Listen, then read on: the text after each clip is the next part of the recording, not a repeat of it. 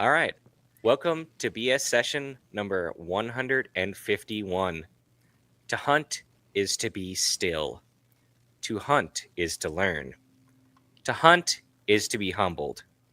A cold prairie morning or a hot savanna day. To hunt is to celebrate. To hunt is to suffer. To hunt is to live. To hunt the land or the sky, the snow or the sand. Hunting is the way. Because I have a shotgun and rifle that I use for, and 22 gauge that I use for ptarmigan, moose, and black bear. You are so dumb. You are really dumb. For real. You're listening to your weekly dose of BS, Ballistically Speaking. The Ballistically Speaking Podcast.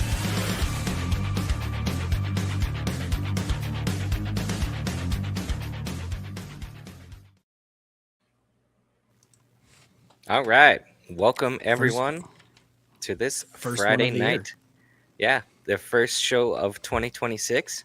Pretty excited to have y'all and see how everybody's doing and get back to talking, learning, listening, and being entertained.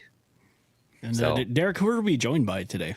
We are joined by Outdoor Quest TV, and we have TJ and Vanessa on. And let them introduce themselves after we get through our ad reads, and we'll get this show rocking. Okay, so go ahead, Derek. All right. You queued up, and then you're like, I did. Yeah. You keep you on your toes. We are brought to you by Call Sign 66, Canada's best rifle training.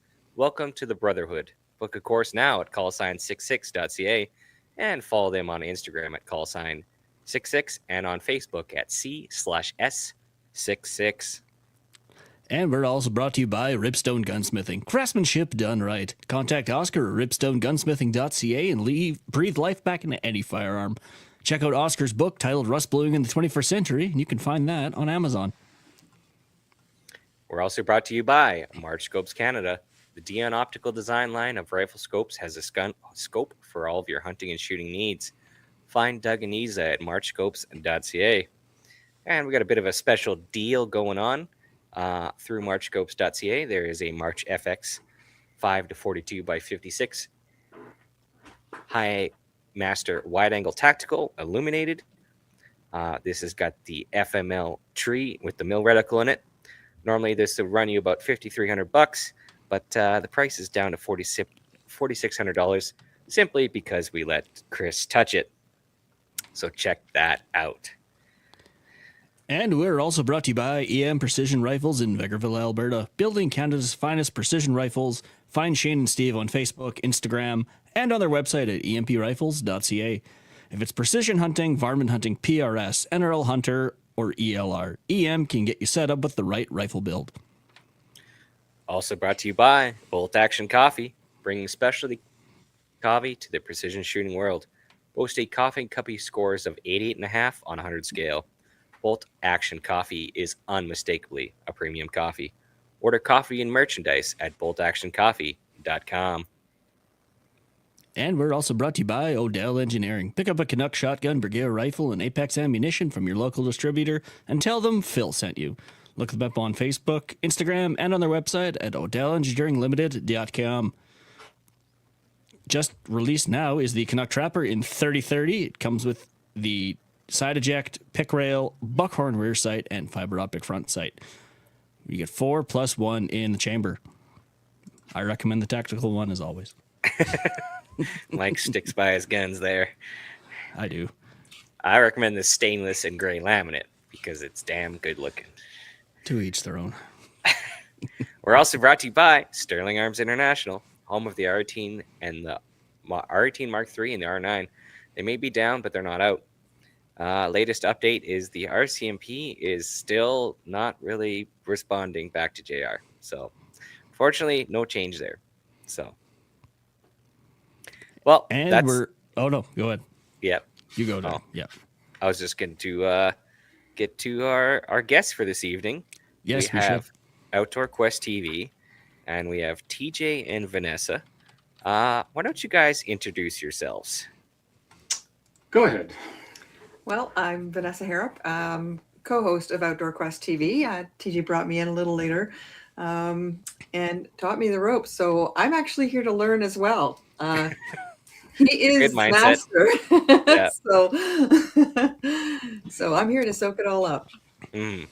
So I've been, I guess, writing about guns and hunting and things like that since 1986. I won't tell you how old I am. I started when I was about 4, I think. So yeah, we've been doing Outdoor Quest TV for this. We just started to broadcast our 27th season this year. So we're Canada's longest running hunting series. And we both love shooting, all things shooting, but definitely hunting is our passion. And I think most of the stuff we've done is, as far as bullets and ballistics and things like that, has a practical hunting application. I have a ton of respect for, the target shooters and the competition shooters. It's just never been my thing, and probably because I don't have the patience for it. Which is a weird thing for a hunter to say. But That's about to say it's a weird thing for a hunter that's sat in a stand and we're all day. Yeah, we're definitely run and gun type hunters. There's not much standing for us, so that kind of shows in our hunting as well. Yeah, no, that's totally fair. So on the TV side, how did your first how did your first episode go? Were you approached by someone to do TV? Did you approach someone else? How did that all work? So going back way long ago, I used to be a tournament walleye fisherman and got approached by a network out of Regina to do a fishing series. And I did a fish and television series with a fellow by the name of Bob Kirkpatrick for about 5 years, and just kind of took that opportunity to really learn the television business itself. I mean, this was still back in the analog days, and so it was a really good learning experience for me. And just the way fishing was going at that time, there was a lot of big companies buying up a lot of smaller companies. Sponsorship opportunities were getting tough, and my real passion was hunting anyways. And so I just decided we should get into a hunting series. So approached another friend of mine, Richard and Sandy Mellon, and said, hey, we should do a hunting series. So we put together a pilot and took it down to Outdoor Channel in the US, and somehow we got picked up, and it's kind of from there we went. And then we've been on Wild TV now for I guess 21 years. We aired on Wild TV the very first day that Wild TV aired in Canada. So that's pretty good. Yeah. So that's kind of how it started. Back when we started, there was hardly any television shows. So there wasn't, not really, I guess, competition as much, but there just wasn't a lot of content out there. So people were hungry for it. The internet was pretty much in its infancy back then. So there wasn't, 6 million hunting videos on YouTube and things like that. So it was a really good opportunity and time to get into it. Yeah. So Vanessa, talk about how you kind of joined in on the TV series. So when I met TJ, I remember vividly one of our dates. He was like, I have to go sight in a bunch of rifles before hunting season. You want to come along? And that was one of our dates. And that sounds like a good date to me. it was actually really awesome. I mean, I had shot handguns and stuff like that, but like way back in the day, and I didn't know a whole lot. And so went out, and he brought out every single action known to man, and I had so much fun. And I was just like, oh, I have to do this. I gotta. And he tried every way the whole way driving back into town to try and dissuade me from going and into the hunting world and into the firearms world. And I think by the time I got home, I was signed up at AHIA for the hunter education course. So yeah, that was the sort of start of things. And my very, very first hunt was in the Northwest Territories, hunting for central barren ground caribou. So I'd never shot a gopher, nothing. Wow. that was quite the jump. So and as modest as she is, she killed a Boone and Crockett caribou on her very first day of hunting in her life. So wow. With a muzzle loader. With the muzzle loader. Oh my. Yeah, it was only fourth in the world for muzzleloader, so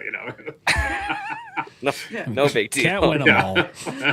I was basically ruined for life. That was it. It was Mm. there was no him going out the door without taking me hunting. So yeah.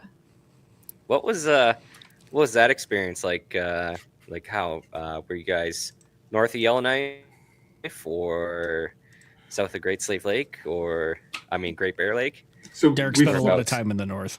I've spent a lot of time in the north, not for hunting, but for working. So so we flew in Yellowknife up to McKay Lake. I don't know if you know where that is. It's northeast of Yellowknife, about an hour and a half flight.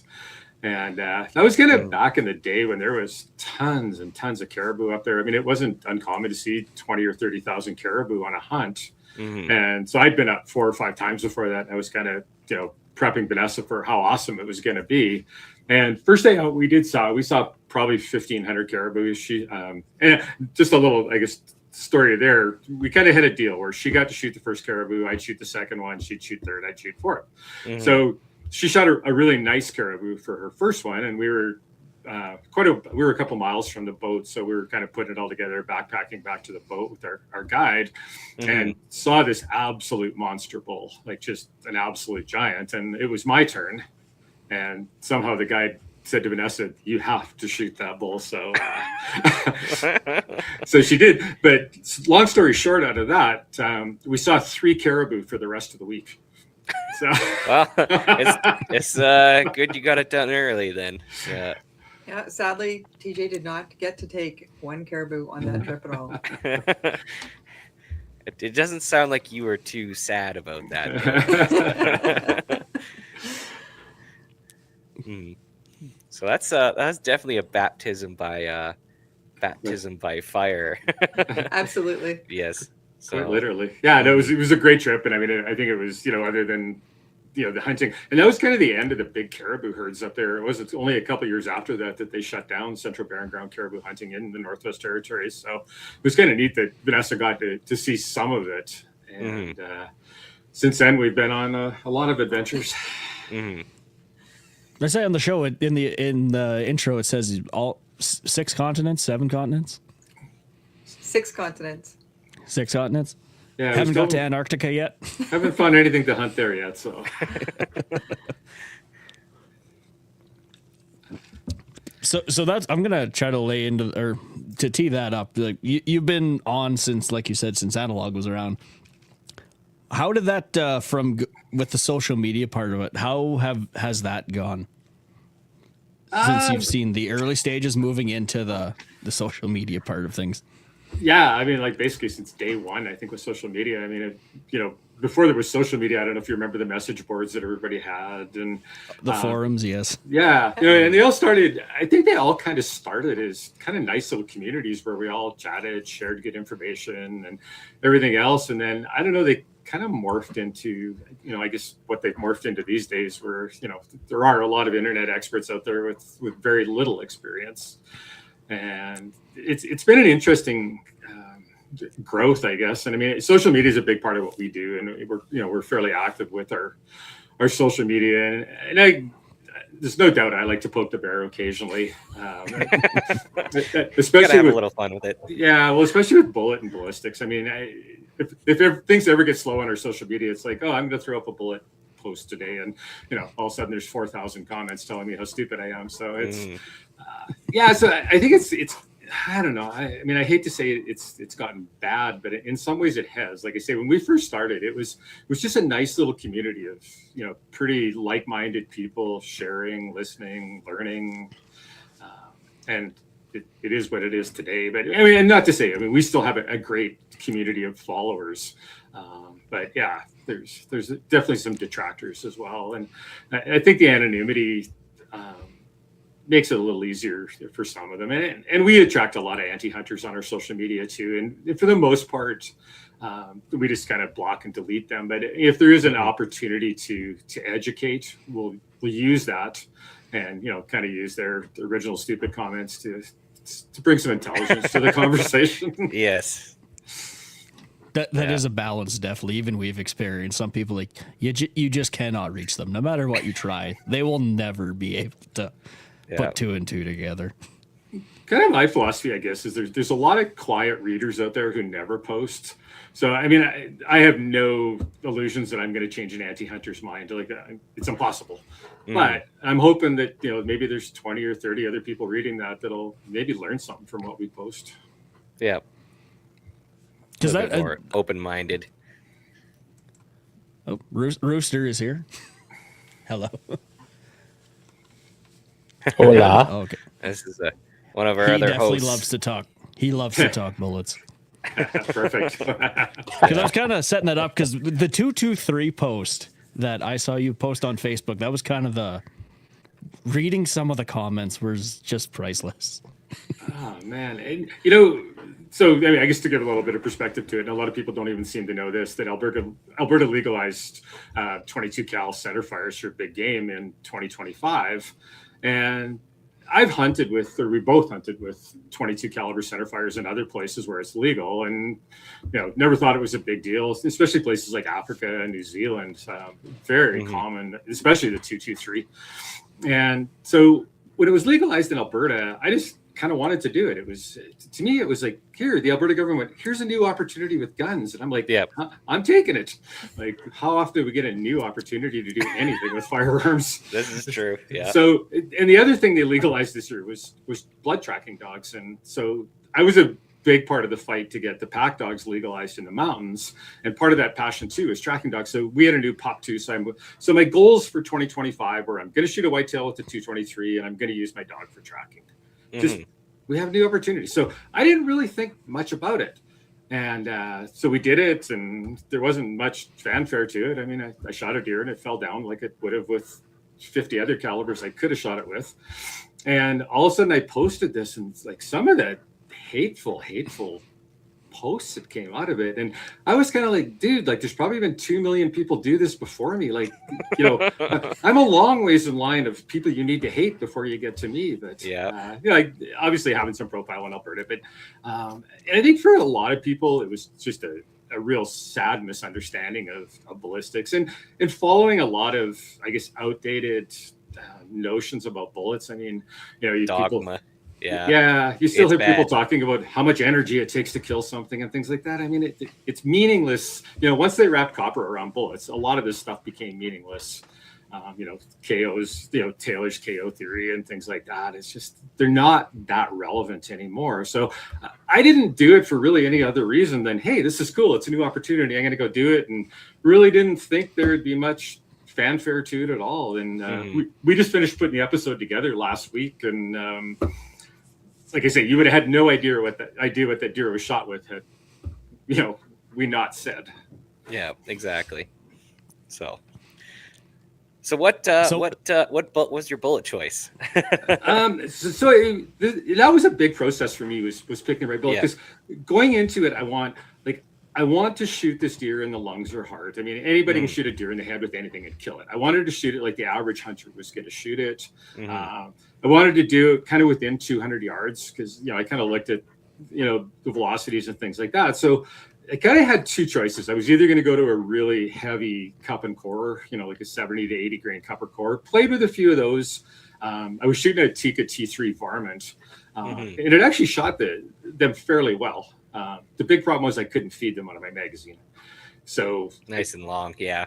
So I could have either single shot it or I could have done some magazine mods, but I figured, okay, this is getting a little bit aside. So my next direction was go to a monometal, just because it was going to, you know, retain weight really, really well. And started shooting a 55 grain Socko powerhead blade, so 100% copper bullet.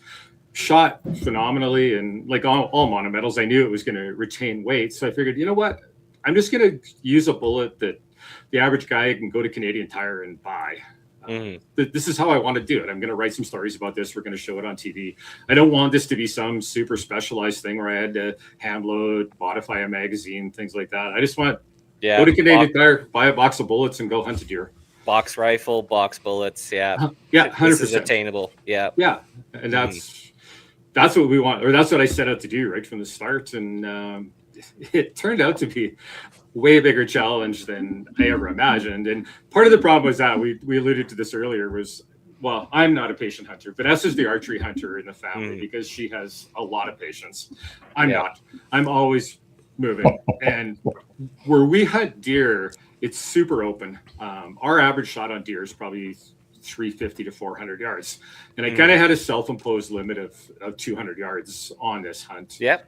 And you knew the ballistic limit and you stayed within it. Yeah, exactly. I mean, I wanted to keep my impact velocity at 2,000 feet or higher. It was kind of what I did, and which took me down to about 270. Well, I probably could have pushed it to 300 if I wanted to, but I was pretty content to stay at 200. It took me, and we had probably one of our best whitetail seasons ever down here. I know people around the province were saying, "This is the worst whitetail you're ever." We had more rutting action than I think I've ever seen. More bucks around, things like that. You know, they're all by you. That's why. yeah, exactly. And well, I just couldn't get within 200 yards of one, or if I did, there was too many branches in the way, and I wanted it to be a good shot. I wanted it to be a broadside shot. Yeah, so it took 22 days. We hunted every day for 22 days. Yeah, I think if people would have hung out with you for that long and said that you made a bad choice by choosing a 22 cal bullet but imposing a limit, I think people would have a different opinion of you if to have that much patience to do the right thing. So, well, back quite a few years ago, Vanessa and I both used to do a lot of muzzleloader hunting in general season and everything else. And, that was back in the day when 200 yards was pushing it on a muzzleloader. So I was pretty familiar with that. And it was kind of funny after hunting with the 223. It was like, to me, it was like, this is just like muzzleloader hunting, except with a center fire. And going into it, I was like, yeah, this is just going to be a one and done. It was a new opportunity. It was fun and everything else. But I'll tell you what, after having done it, the amount of challenge it presented and things like that, I'm going to be out there again next year to piss more people off with my 223. Yeah, That's good. Yeah, it's important to have the amount of deer I've seen messed up with muzzleloaders. Now, I haven't hunted with a muzzleloader or really been around anybody hunting deer with a muzzleloader, but for a long time. But back then, the old 240 grain XTP or whatever the heck exactly. the Hornadies were back in the day. The amount of deer that I'd seen had to be shot twice or whatever, or just died a really shitty death. I think I'd take a 223 over a muzzleloader, at least by that measure, 20 years ago with those bullets and things like that. Well, that was the problem. Like the 3 pellet muzzleloaders came out before there was bullets to match them. So all of a sudden guys were pushing shots to 250, 300 yards. But I mean, they were crap bullets to do it. I mean, those XTPs were great at 150 yards or 100 yards, but they didn't. So yeah, you're 100% right. And I think that's where, the progress, and I think we've seen it too, like even using a monometal out of the 223, like we would have never thought of something like that, 20 years ago.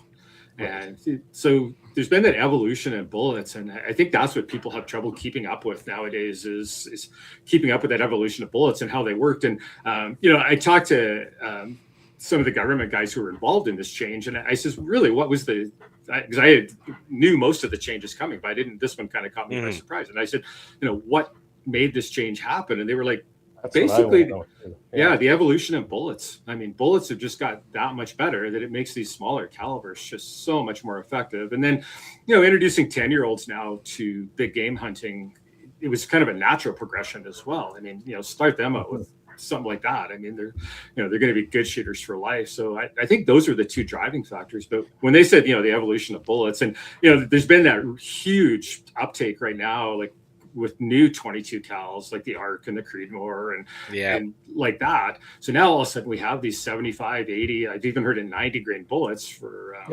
22 cals. So the technology's there. And definitely.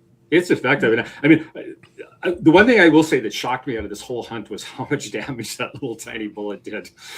So I shot this deer. It was slightly quartering away. And so I just tucked it right behind the front leg where you shoot it with anything. Took the lungs out, but it hit the humerus on the far side, smashed it to 1,000,000 pieces, went out the hide on the far side at 250 yards. And when you looked at the carcass, I mean, I showed people pictures of the carcass, and I says, "What caliber do you think they shot with?" And everybody's like, "Oh, 7 PRC, 70. 300 PRC," and I'm like, 55 grain 223. So. Yeah. Yeah, you know what? There's a couple of things there. One being, how do I say, accountability by hunters. So, and what I mean by that is because something is available for you to hunt with, doesn't absolve the hunter of making the correct selection for ammunition. 100%. And I see a lot of these 6.5 Creedmoor posts, and there's a certain group of people that hate on the Creedmoor, and others defend it, all this kind of stuff. But it's really interesting. When I get on forums and Facebook and stuff like this, I'm almost 100% an observer rather than a commenter. I just read through all this garbage, and very rarely does anybody say, like, defend. Let's use 6.5 Creedmoor because it's really popular to hack on it. But very rarely does anybody say, well, what bullet are these people shooting? Mm-hmm. These guys that have lived experiences, let's say, with 6.5 Creedmoor, buddy shot 3 deer with it, and all of them needed a second shot, or whatever the case. It's just a totally ineffective caliber. What bullet are you using, jackass? 100%. It's a big role, and it's going to be the same with a 223.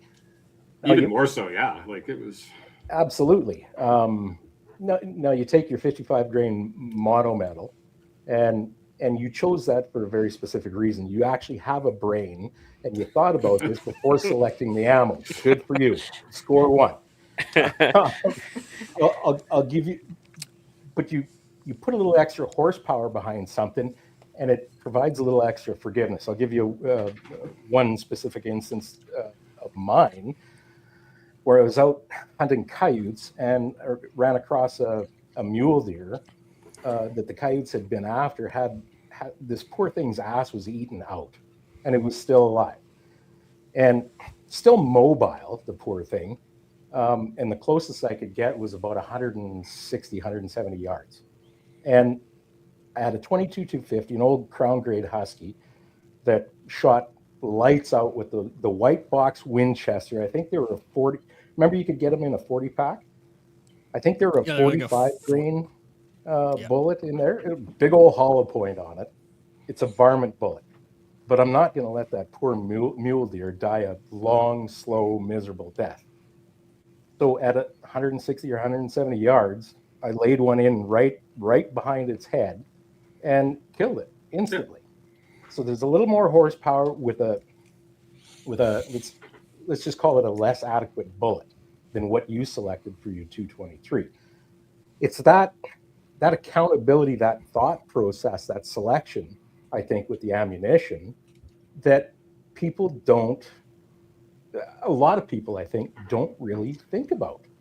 Going back to that 6.5 Creed, how many different bullets are available in factory ammunition for 6.5 Creed, 223, etc.? Probably 100 at least. Exactly. Yeah. So, and somebody's going to be out there hunting with a full metal jacket bullet because he doesn't know, or doesn't care, or it was the cheapest thing, or that's what grandpa gave them, and et cetera, et cetera.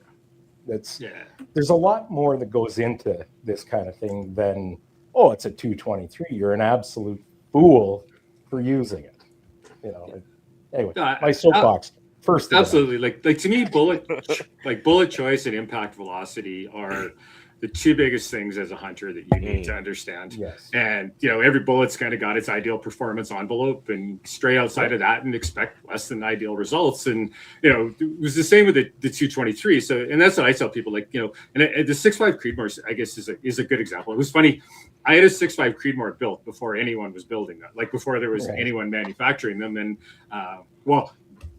you can tell the story quickly on that one, then I'll get back to where I was. But so on a goat hunt, I broke my arm, and it was right before hunting season started in Alberta, And I was like, well, my hunting season's over. And TJ's like, well, I've got this brand new 6.5 Creedmoor, like it probably might work for you. And I mean, I had surgery, I had full blown cast, everything. Mm-hmm. Casts make great rests, by the way. Prefer it on someone else, but yeah.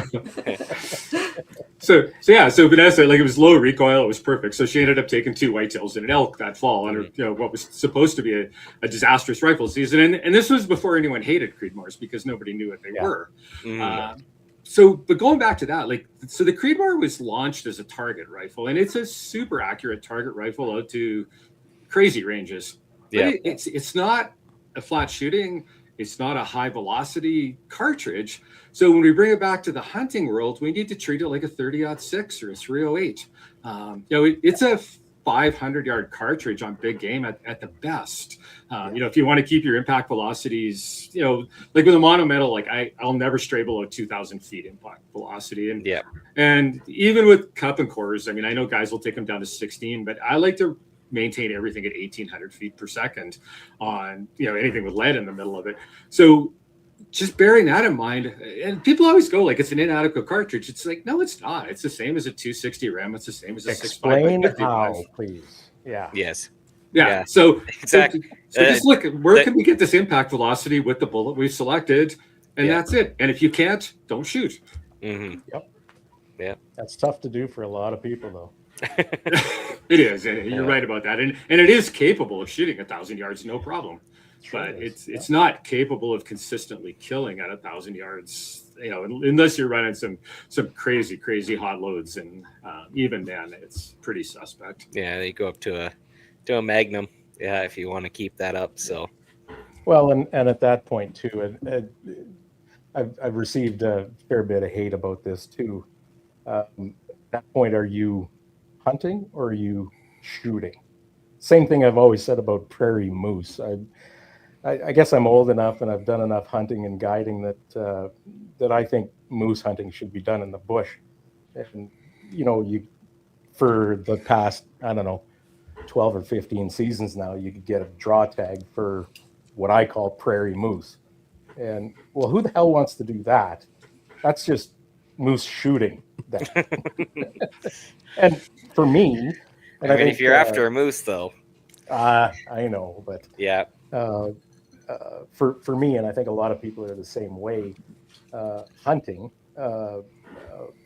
where people like truly hunting, they'll hunt. They'll get as close to that animal as possible, and make it a hunt instead of picking a spot and shooting something.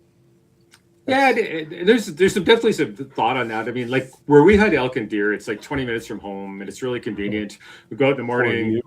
Yeah, well, we go in the morning, come home, do a day's work, go out in the evening, and so we're doing 2 hunts a day. But it is wide open country. There's not a lot of cover on it. Where most of the animals come from are areas we don't have access to. So, I mean, I've hunted this property for 35 years, and I rarely killed elk back in the day, just because most elk were always 400 to 700 yards away, and there was no way to get in front of them. There was no way to get in front of them in the morning. There was no way it was impossible to be a better hunter and kill those elk on most days. So that's what got us into the long range game was basically we like eating elk steak. And don't blame you.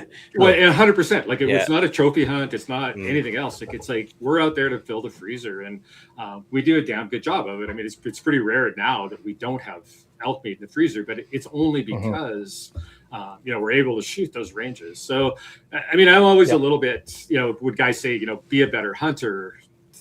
Yeah, I mean, and we always get as close as we possibly can to what we're hunting. But some days as close as you can possibly get, maybe 500 yards, and some days maybe 50 yards. And, I'll take either one of those opportunities when they present themselves. But like I say, with my 223 deer, I mean, I probably could have killed 20 whitetails before I killed it with a 7 Rem. But, I had that self-imposed 200-yard limit, and it took me 22 days just to do it. And that kind of, I guess, really shows the type of country we hunt.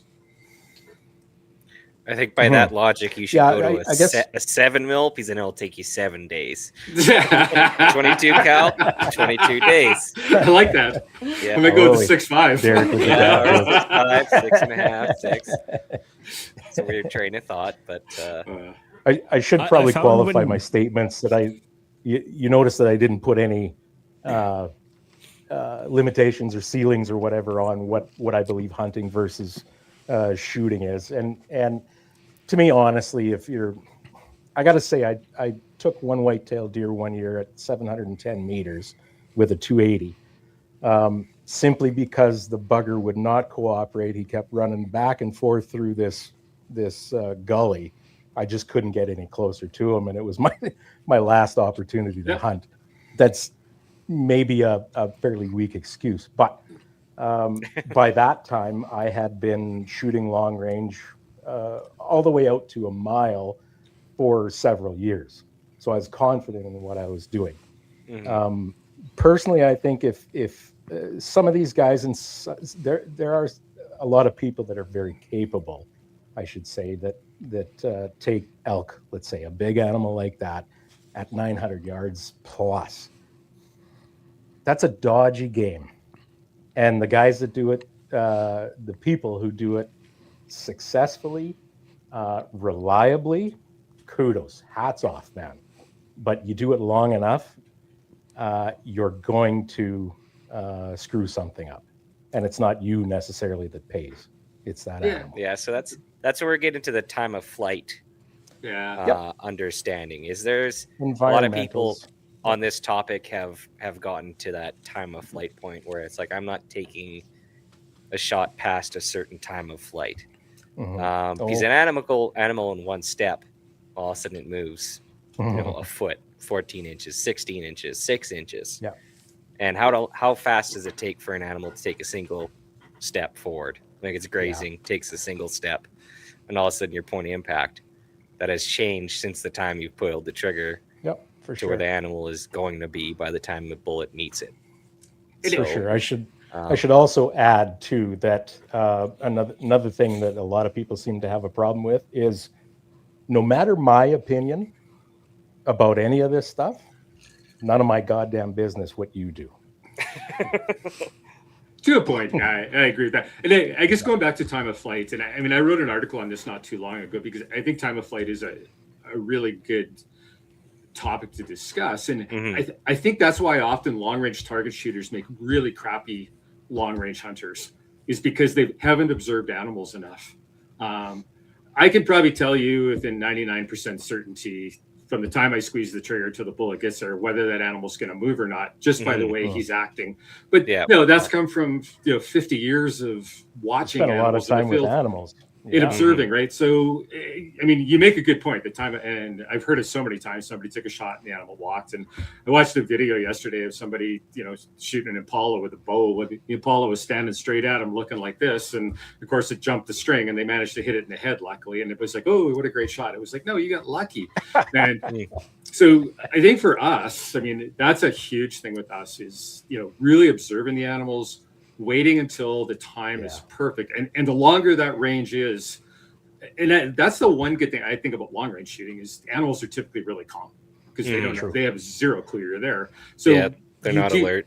And if you've got the patience to wait until that animal, or with 99% certainty that animal's not going to move, that's when you do it. But again, it all comes back to education, learning, not being dumb. That's tough. That's tough. It's so simple, yet it's so complicated for most people.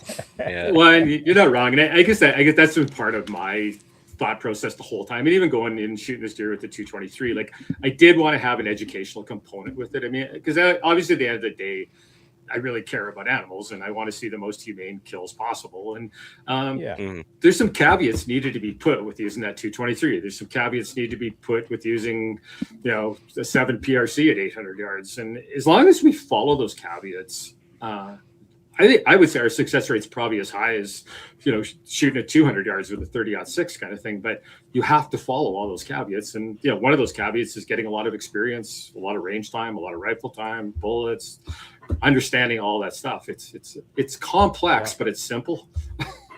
Yeah, no, that's true. Yeah, you can make it as complex as you want, but you got to have a minimum level of understanding. So. Like I'm probably one of the most percentage of the hunting population can do that. Sorry, I'm really lagging here again. No problem. I said, what percentage of the hunting population do you suppose are ballisticians and or have studied animals really well? I would say probably 10% would be kind. You might. I don't know that I would disagree much. Yeah, sure. yeah. I guess for me, that's why I've always been. I wanted to include an educational component, like our television series. Like Absolutely. every episode has a educational component. I do a ton of writing for magazines, and it's all about killing. I guess more effectively, more humanely, more ethically, and hopefully by the time I die, I've made that 10% 11%. It's a good goal. So what is your guys' caliber and bullet choice evolved over the year? Are you loyalists or are you experimenters? What's kind of the thought process? Well, Vanessa shoots about 3 new rifles every year, and I shoot. Like, one of the things about the television series is, like, we are sponsored, and we're always shooting new rifles. Yeah, which I love. I mean, it's not like I'd rather shoot one. I love shooting new rifles. Vanessa, you're probably a little more. You have your favorites. I do have my favorites, but it is fun once you get something new to go and test it out and definitely go out to the range and play with it a little bit. But once I've made my choice for the year, it's. Yeah, she'll stick with one rifle for the season. Where I'll be, you know what? I'm not feeling the love for the 7 today. I'll take the 6.5 or something like that. But as far as the trend goes, I would say the trend for us has been smaller calibers, but faster cartridges. Yeah, and I think bullets have had a lot to do with that. Everybody says, "Well, if you're scared of recoil, both of us shoot a 375, a 416 very well."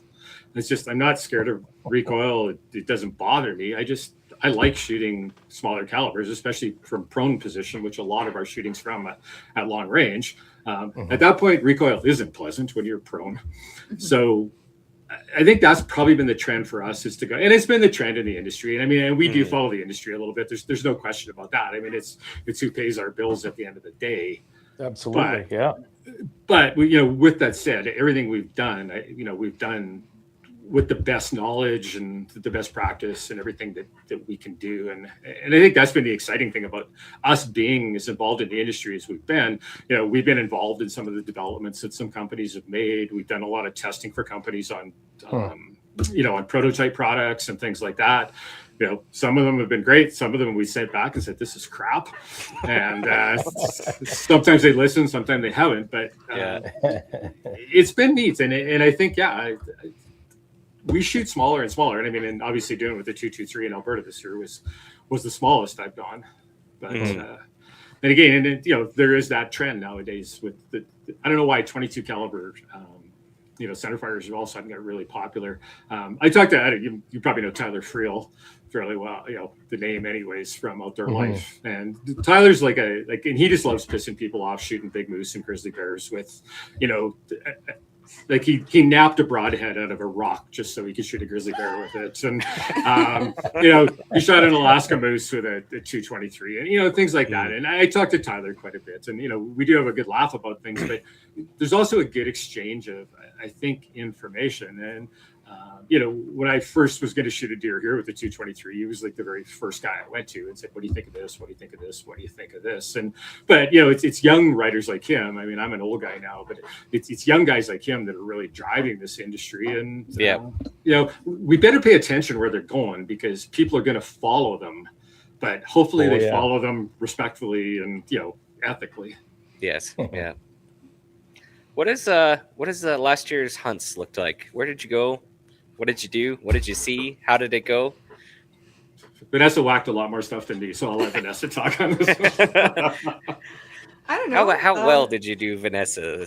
Yeah. I guess the year started out last year with that giant bison cow, shooting a brand new rifle from Sacco. Yeah, so Sacco was launching their new 90 fin light on January 9th, and we got it on December 27th.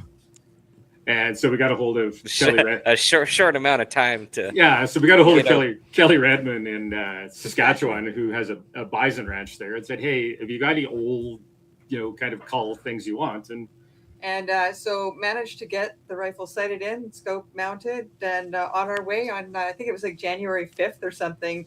And we literally got there, it was minus 26. It was nasty. It was a nasty day. And I swear Kelly thought we were just going to go out and that cow was just going to be feeding. Everything was going to be quiet. And we were just going to go out, blow it away. And that was it. Right. Well, you don't know bison, do you?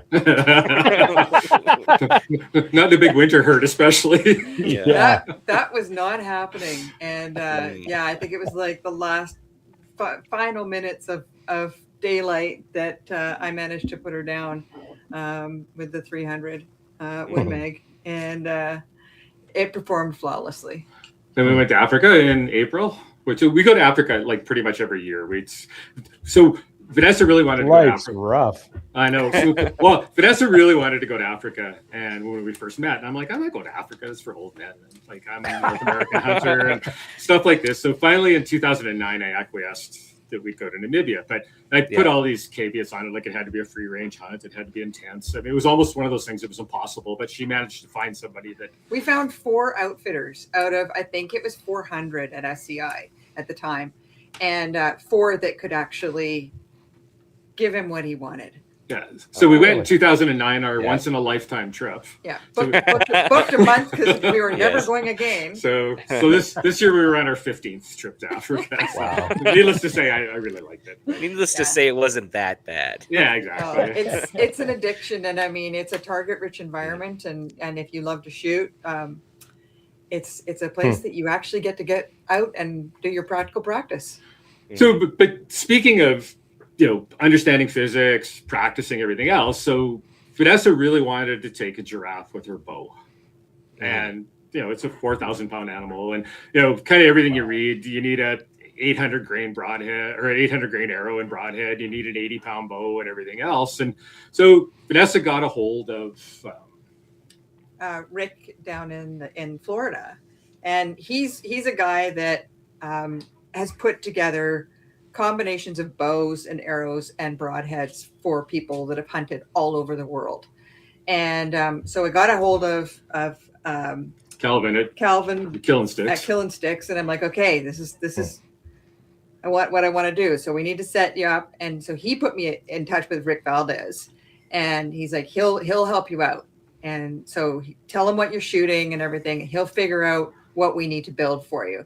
So there was a lot of texts going back and forth and stuff.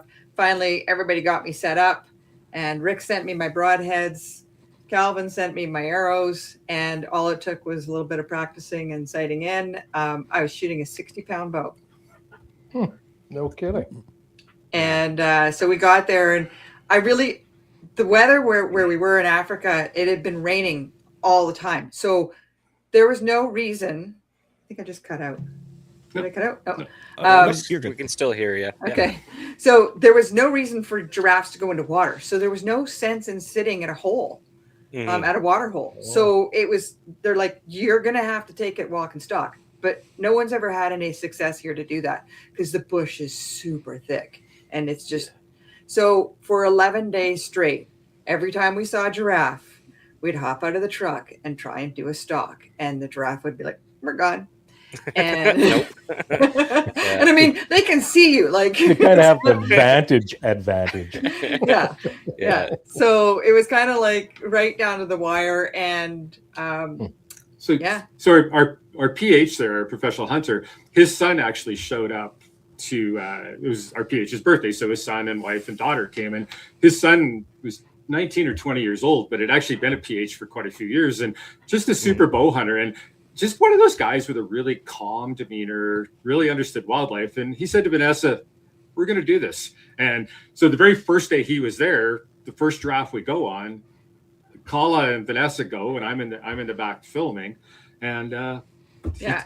so they managed to get him. It was at 26 yards. Yeah. And so, Wow. but I've been told by everybody I have to do a frontal shot just because of the poundage of my bow and the whole setup. It has to be frontal because there's so much to get through on a broadside shot. Yeah. And so, but Kala looked at my setup, looked at my broadhead, and he went, "No, I think if you listen to me and you place it where I tell you to, you can take that broadside shot." And so we got into 26 yards. There was a few, busted stalks, and then we just kept going in really slow and really quiet and really calmly. And we got into 26 yards, and he whispers into my ear and he goes, "See that little brown square right off the tip of the shoulder?" He goes, "I want you to aim there." Drew my bow, released. The arrow went right into that brown spot. He went 70 yards. Which is about 4 strides for a giraffe. Right. That's like 10 yards in deer equivalency. Yeah. And so later on when we went up to the skinning shed, guy, so they take all the guts and everything and they take it to like a lion sanctuary. Mhm. And so there's the heart. I'm like, "Oh, cool. Let's go and check out the heart." Like the heart is like huge and it had a hole right in it. Oh, wow. And then Nice. one of the guys from the Perfect. skinning shed walks out and he goes, "Are you looking for this?" And he pulls out my arrow and he goes, "We pulled it right No. out of the heart." That's awesome. Yeah. That's So amazing. what's the distance between each rib? Is it like 4 to 6 inches or Mhm. what? On those things? Well, the big problem is that you've got to worry about this giant shoulder bone. yeah. Yeah, right? that's a big shoulder, big animal. Like I was watching through the camera and I saw the arrow hit and I'm like, why the hell did she put the arrow there? Because the giraffes' hearts don't sit anywhere like on any other animal on earth. And she'd obviously done way more research than I had. Mhm. And I was like, that was like the worst shot I think I've ever seen. And then and I'm Just kind like, of and I'm kind of half deaf from yeah. a lot of shooting all over the years. And so then all of a sudden her and Kala were, "It just went down. We heard it go down." I'm like, "No, you didn't. Like, we're going to be tracking that thing for the rest of our trip here." So, but share that story just because, it was like using the 223 or anything else. Like there was a ton of research and being with somebody Yeah. knowledgeable and confident and doing your practice. And, so I think that covers everything from rifles to bows to everything. Everything. And, and we had a great trip there. And I think, and again, so most of your shots are shooting standing off shooting sticks there.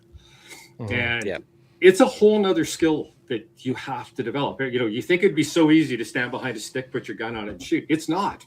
And, we'll probably shoot 500 to 1,000 rounds out of the 22, 17 HMR, and then into some bigger calibers before we go to Africa every time we go, just so we're super consistent off of sticks. And, I think both of us are probably pretty capable out to 400 yards off shooting sticks. But again, that's only come with a ton of practice. And we never shot an animal twice on that trip, did we? No. And, we took 11 animals on that trip and a couple quite challenging shots. So it's just, I don't think you can just overstress how much practice you need. I don't know how many 1,000 rounds we shoot every year. And I mean, in my lifetime, I couldn't even guess how many rounds I shot, but you need to do it. And, target shooters need to do it. And they do it because they know they have to be so precise, where hunters don't think they have to be precise. And in a lot of ways, they don't have to be, but you still have to be able to hit a 10-inch target. Yeah. Well, for the last 10 minutes or so, you guys have been laying out all of these things that should resonate with hunters. Study of the animal's anatomy, distance, the ammunition or arrows or whatever you're going to stick into that animal, all that kind of stuff. Practice. How many times you go to like a hunting forum or something like that, and somebody really pounding on that kind of stuff instead of just talking about their glory stories or the new gun or whatever, right? Yeah. It's there's so little focus on all the fundamentals that you guys have just been explaining and holding up as the what do I want to say? Like the essential requirements for taking game cleanly.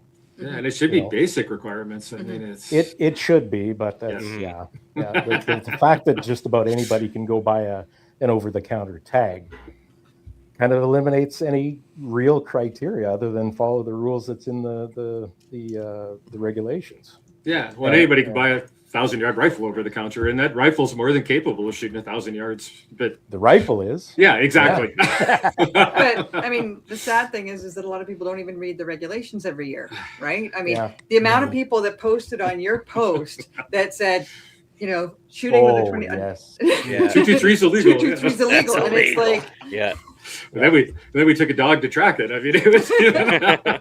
Hey, internet smart guy, you might want to reassess. Yeah. It's also like they print it out in paper too. So if you're not the internet type, some of the languages, I'm sure if you tried. I have a buddy of mine that works at a gun shop, and he goes, "And they're free." Yeah. You have no excuse.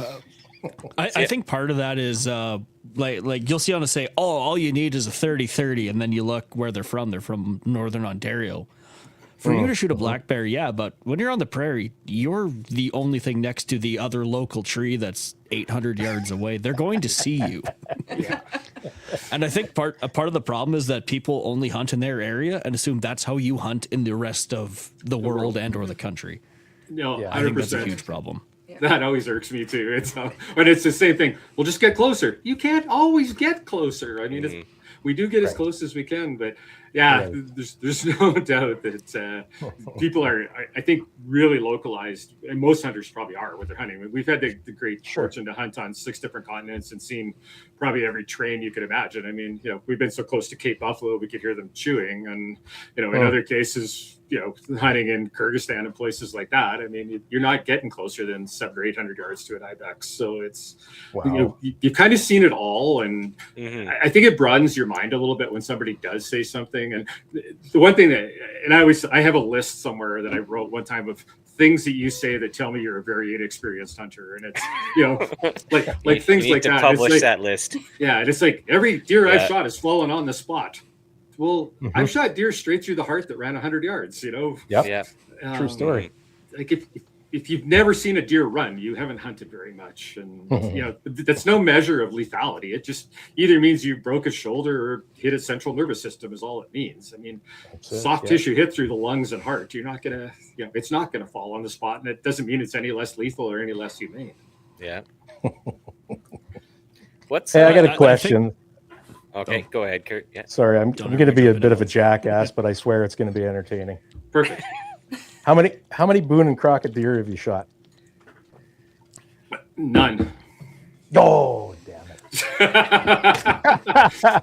You know what? Years and years and years ago, one of my buddy's dads, who was a lifelong hunter, sat me and a couple other boys, including one of his sons, down and says, we were talking about somebody that had shot 2 or 3 Boone and Crockett whitetails. He says, you run across a guy telling hunting stories, and a guy that shot 1 Boone and Crockett whitetail, probably a pretty good hunter. Guy that shot 2 Boone and Crockett whitetail in his life, there's a possibility he's a damn good hunter. Guy that shot 3 Boone and Crockett whitetails, probably a fucking poacher. I was hoping you were going to say 3 or more. Yeah. No, our wall of whitetails is pretty sad. It's funny, down here in the foothills where we hunt, our deer are just genetically smaller. Like if we see a 140, 150 class deer here, like it's an old big buck. A lot of our bucks, like both the bucks we shot this year would have probably been 125, 130 inch deer, both very old, mature deer. And it's just the way our deer here. And all our hunting is spot and stock here. And we're just so addicted to it, I think, is for me to go sit in a blind somewhere for a week and wait for a Boone and Crockett deer. I'd rather shoot 125 inch deer here. I love the process. I love the style. And, and it shows on our wall that where we do hunt and how we hunt probably isn't as effective as a lot of guys are. So I don't know what he'd have said about the guy who had 0 Boone and Crockett beers. So. No, he pointed at each one of us boys and said, yeah, you guys. The one with zero's freezer is probably always full. Yes. That's true. What's a hunting experience that the hunt itself wasn't a unique experience, but something else was? Like a travel that happened, like the person or an event, something that happened alongside the hunting that was memorable. Pick 400 of one of them. Go ahead. So our byline for our TV show is the hunt is about the journey. It's not about the kill. It's not always about the hunt. But I don't know. Share what's one of your favorites. I'll go with one of mine quickly while Vanessa's thing. I had the opportunity 2 years ago to go up and hunt walrus at Coral Harbor in Nunavut. And nice, interesting. Getting close to a walrus and shooting a walrus is not difficult at all. But the whole journey was absolutely amazing. We hunted with 3 local Inuit guys, and 2 of them were the community hunters. Like they actually hunted for the community. Right. These guys were so dialed in, knew so much about wildlife, knew so much about the land, everything else. The hunt was kind of anticlimactic in a way. It was super cool. I mean, I'd never seen a wild walrus, and to be on an island with 1,000 of them and polar bears and everything else. It was just an amazing adventure. But just to share it with these people, and then to share it with the community, like the community was so happy to get that meat afterwards. And, a lot of the Inuit communities in the north are pretty dysfunctional, and, unemployment's 50-60% in a lot of these communities. And here were some guys that had really made a niche business, brought, fat old guys from the south like me up there to come hunt and bring money to the community, but still leave that meat in the community. And it was kind of funny. We were headed back. It was like an 80-mile boat ride to where we hunted walrus, and this was in July, so there was no darkness. And we're headed back, and I'm talking to Troy, who was the head guide, and I said to Troy, I says, "How are we going to let the people know at the community that we're coming with walrus meat?" He kind of looks at me with this quizzical look and goes, "Facebook." Yeah. Naturally. Yeah. This place is run off of Facebook up there. Yeah. So what's yours? I'm having a tough time trying to figure out one. There's been so many. My grizzly bear hunt. Yeah. So we used to have this deal with this one outfitter. He didn't have a plane or anything up in the Yukon. And so we had sort of said, well, okay, for the next 5 years. He just bought this area and didn't know much about it. Yeah. And so for the next 5 years, he's like, one of you guys can have a guide license. One of you has a pocket full of tags. You guys go up and explore the area. And so most of them ended up glorified camping trips. But this one journey we went on, and so TJ really, really wanted a moose. And but yeah, we ended up going into this one area, and we spotted a grizzly bear he was 800 meters? Or over a kilometer when we first spotted him. Yeah. And so we're like, well, we need to get him closer. And we sort of made a plan and figured, okay, if we get to this one knoll and peek over the knoll, he should be about 100 yards away. And then we can make a decision as to whether he's worth taking or not, or whether he's mature enough. And so made our way through all this bush and everything, got in there, got into position, dropped our packs. We had our pack dog with us at the time, tied him up because he was only a year old. So tied him to the packs, went up this knoll. We're looking around. He should be just to our left by our calculations, 800 meters before. And all of a sudden I catch something out of the corner of my right eye. And I look over and there's the grizzly bear, and he's trundling along on a trail towards us 30 yards away. Wow. And so was it just your spidey senses tingling, or other? So I'm hiding behind a rock, and TJ's filming, but he's got the camera up in the air with the viewfinder turned, and that's how we're keeping an eye on this grizzly bear. And all of a sudden he goes into a dip and we can't see him. Right. And so, up in the Yukon, like there's all these little dips that there doesn't look like there's dips around, but there is. And so Wow. he goes into this dip. We have no idea where he is. So TJ's got the camera up and everything. And he finally looks at me and he goes, okay, like he's now at 9 yards. You've got to stand up and end this. But I took the muzzle of her rifle, pushed it over a little bit, and I go, he's right there. So I literally stood up and raised the rifle up, got him in my sights. As soon as he turned his head and look at me, I shot. And he kind of bit his side and ran off into this big old ugly burn. And 9 yards. So Vanessa was still a fairly new hunter at this point, if you can imagine. And I'm the intrepid. I've got the angel. She could see the color in the bear's eyes at that distance. Yep. 100%. So I've got the angel See on the one shoulder details. telling me, be a guide, The iris. drop the gun, pick up the backup rifle. I got the devil saying, this is going to be the best footage we've ever had on Outdoor Quest TV. Leave that rifle on the ground. So the devil won. And it was some of the best footage we've ever had. And then she shot this bear and he turned to run. And then I threw the camera on the ground, picked up my rifle. But that time she'd already sent a second one at him. And Wow. Yeah. Yeah. And then after the fact, though, he goes into this ugly sort of old burn, right? That's just starting to grow up. And so we both got no cameras rolling at this point. Both have a rifle. We're going in side by side. And all of a sudden, TJ's like, he whips around. He's like, run. And I'm like, what? And I'm like freaking out. The bear was on the ground. He was dead.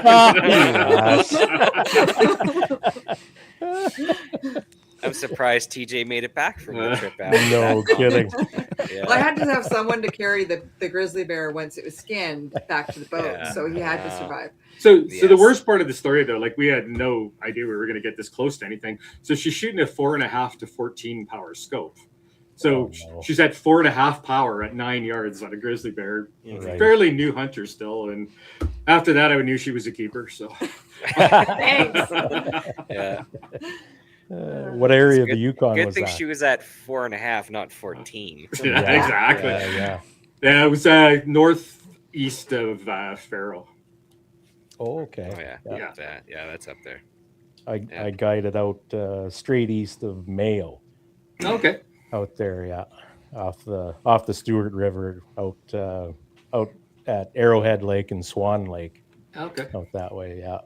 Gorgeous stuff out there. Mm-hmm. Yeah, we were pretty blessed. Like to say, this friend of ours bought this area, and we spent, we went in 5 different years of road just to explore. And I mean, it was just the two of us and the dog. It couldn't have been any better. Yeah, That's an amazing deal. Yeah. Yeah, you get up in the morning and kind of go, oh, which direction are we going to hike in? Yeah. So it was pretty awesome.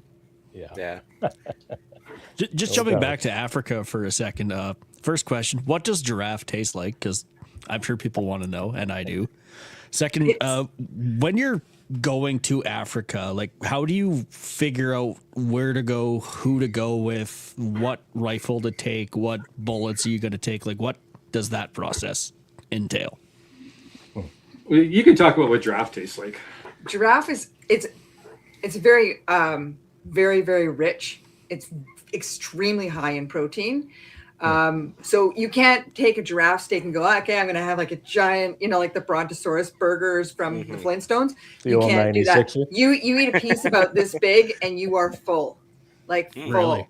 It's super filling. A little sweet almost. It's a little sweet, but it does have like a beef-like texture. And very, very, very rich red, like dark red meat. It was but good. It was liked delicious. Yeah. And it was funny because when we went to Namibia on one trip, TJ took a giraffe and the outfitter had never tried giraffe. He harvested a ton of giraffes, but Those guys are spoiled. They only eat the best meat of everything. they're like, right? why would we want to do that when we can eat eland and kudu and like all the really good meat? And so they just don't try those things. And of course, the meat does get used. I mean, it goes to the schools and conservancies and everything else. The meat totally gets utilized. But we're like, no, but we love to try everything we've shot just so that we can try the meat because we get so many people asking us, what does it taste like? So yeah. And so his wife made these, like, they were like little breaded, they were almost like chicken fingers, but they were giraffe. And so TJ puts the camera on, or no, I put the camera on you guys. And so TJ's like, so, try the giraffe meat. And the guy's like, You know, and then once he took a bite, he was like, "Oh my god, this is really good." So yeah, that was a pretty cool trip. We were in the middle of nowhere, Namibia. It was probably the most remote area of Africa we've ever been in.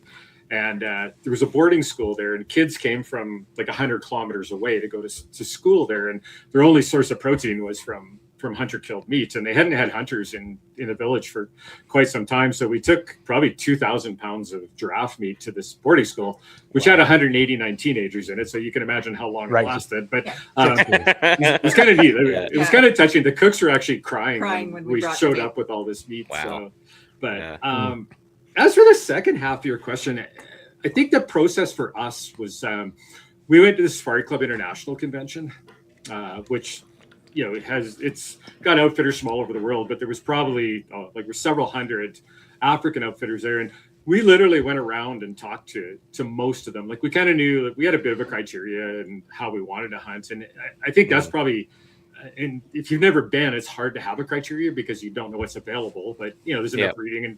So we went and talked to a ton of outfitters, and Vanessa instantly eliminated the ones that. Yeah. So back when we were looking, so this would have been in 2007, and women hunters were still coming about. Like, there weren't a whole lot of women hunters out there. And so a lot of times we'd go up and we'd start talking to them about going to Africa, and he goes, and every single place that said, turned to me and said, "And what would you like to do while he's out hunting?" That brochure went in the garbage. So we did find it. So that was a great way to find the outfitters we did find in. And then just talking, like, we had quite a few friends go to Africa. So, you know, did a lot of talking about, you know, calibers and guns and bullets. And I think my thought process has changed a lot since those days. Just learning what I've learned in 15 trips to Africa. But, you know, I didn't get any bad advice. You know, there's 59 ways to kill a giraffe. And so, yeah, but I think that Safari Club Convention, it's just the coolest place you'll ever go, just because there's so much there. It's sensory overload, looking at things and talking to people. And but on another note, Vanessa has just started a new business in October that kind of shorts the process for you. Yes, I just started a hunting concierge. So I have outfitters on 6 continents.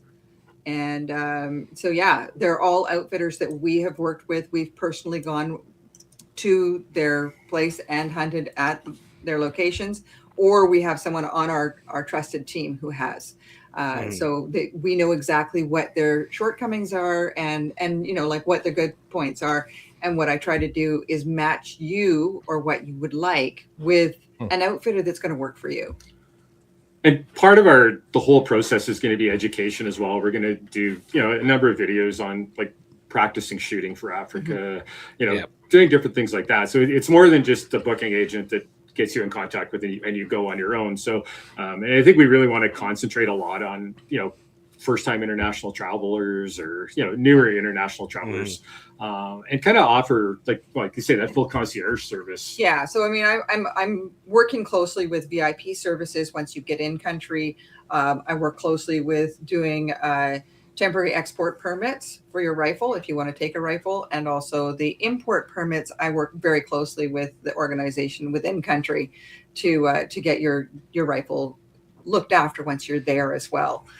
So I basically want to have a seamless process from the time that you contact me until the time you come home. Yeah. And that's got to be valuable, very valuable for a lot of people, especially like you say, the first timers and that.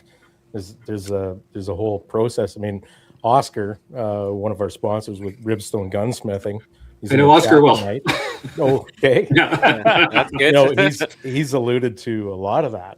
You know, the whole process of getting gun and ammo and everything booked with the right people at the right time and all that kind of stuff. There's what you're offering, Vanessa, I think is kind of a big deal for a lot of people. And I think it would open some doors for a lot of people that would otherwise feel overwhelmed with a lot of it. If you could simplify that for them, I think that'd do a lot of people a lot of good. Yeah, and I mean that's kind of why I went down that road. I'm always the person that's doing all of the paperwork for all of our trips. And on occasion, I'll get a contact from somebody going, I'm going to Africa in 2 weeks and I want to take my rifle and I don't know what I'm doing. Yeah, I can help. So yeah, so I mean, it's been a 30-year education to get us to this point. And I think we've seen a lot of changes in the industry too. Like, 20 years ago, traveling with firearms was nothing, but now it gets harder every year. Every year it's harder. We've learned which airlines it'll get your rifle there most of the time. We've learned which ones won't get it there most of the time, and things like that. So that's this year. Yeah, exactly. But yeah, so we've been to we've been to some cool places, and for us, I guess the hunt, like I said, the hunt is about the journey, and it's pretty rare that we want to go hunt this species. It's more like we want to go hunt this country or this culture, or we want to experience this. So I mean, we're off to Pakistan in February to hunt, and I think it's going to be just kind of the ultimate cultural experience. I mean, we're all hunting one animal there, and that's the great part of it. But just the fact we're going to Pakistan, like you would never go to Pakistan on vacation. Yes, I'm going to Pakistan to kill things. Yeah, exactly. And hopefully not get killed in the process. Yes, right. So what is the animal of choice in Pakistan? So it's an animal called a Sind ibex. And it's quite a small species of ibex, and they kind of live in the foothills of the mountains. It's kind of some fairly rugged terrain, but not high elevation at all, like some of the mountains there. So basically the most affordable one in Pakistan. So we were actually at the Wild Sheep Alberta banquet 2 years ago, and this hunt came up for sale. And I don't know, Vanessa said I'd had a few drinks before I bet on it. I don't know if that's true or not. But. Deny. I can neither confirm nor deny. What species are available to hunt in Pakistan? I know that the ibex is probably about the only thing I know in Pakistan. So there's 3 or 4 species of sheep there, and there's 2 species of ibex. There is some deer species there as well, but probably the ibex and the sheep definitely get the most attention. Yeah. What are the deer? Are they kind of like a roe? There's a hog deer. Almost? Yeah, the hog deer, I think, yeah. And then, of course, they have the markhor there, which I don't know if anybody knows much about it. I mean, it's like they're a $200,000 hunt kind of thing, but it's kind of been a pretty neat story in the fact that markhor, were almost extirpated at one point, and they've just got this huge financial value on them now, and there's so much money goes back into their conservation that they're doing incredibly well.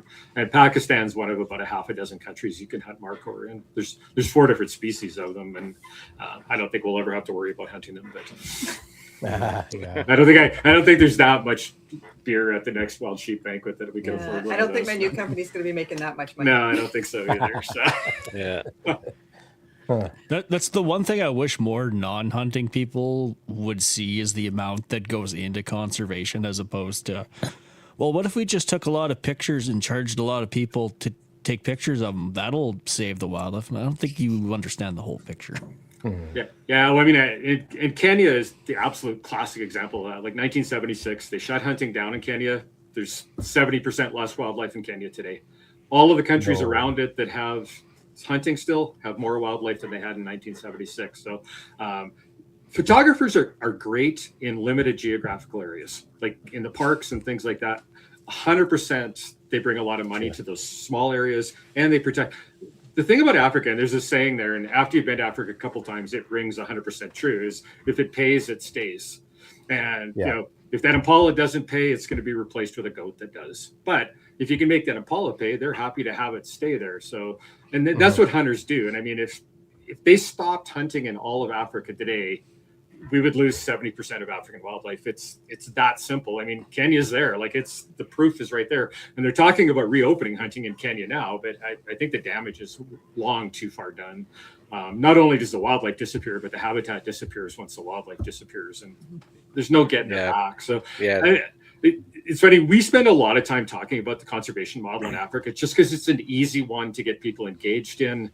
And there's really no argument, unless you're an idiot, against hunting in Africa. animals So- just can't live for intrinsic value. Like North Americans, like we have a lot of money. We're privileged here. We can afford to have a deer grazing on our ranch and not to care too much about it.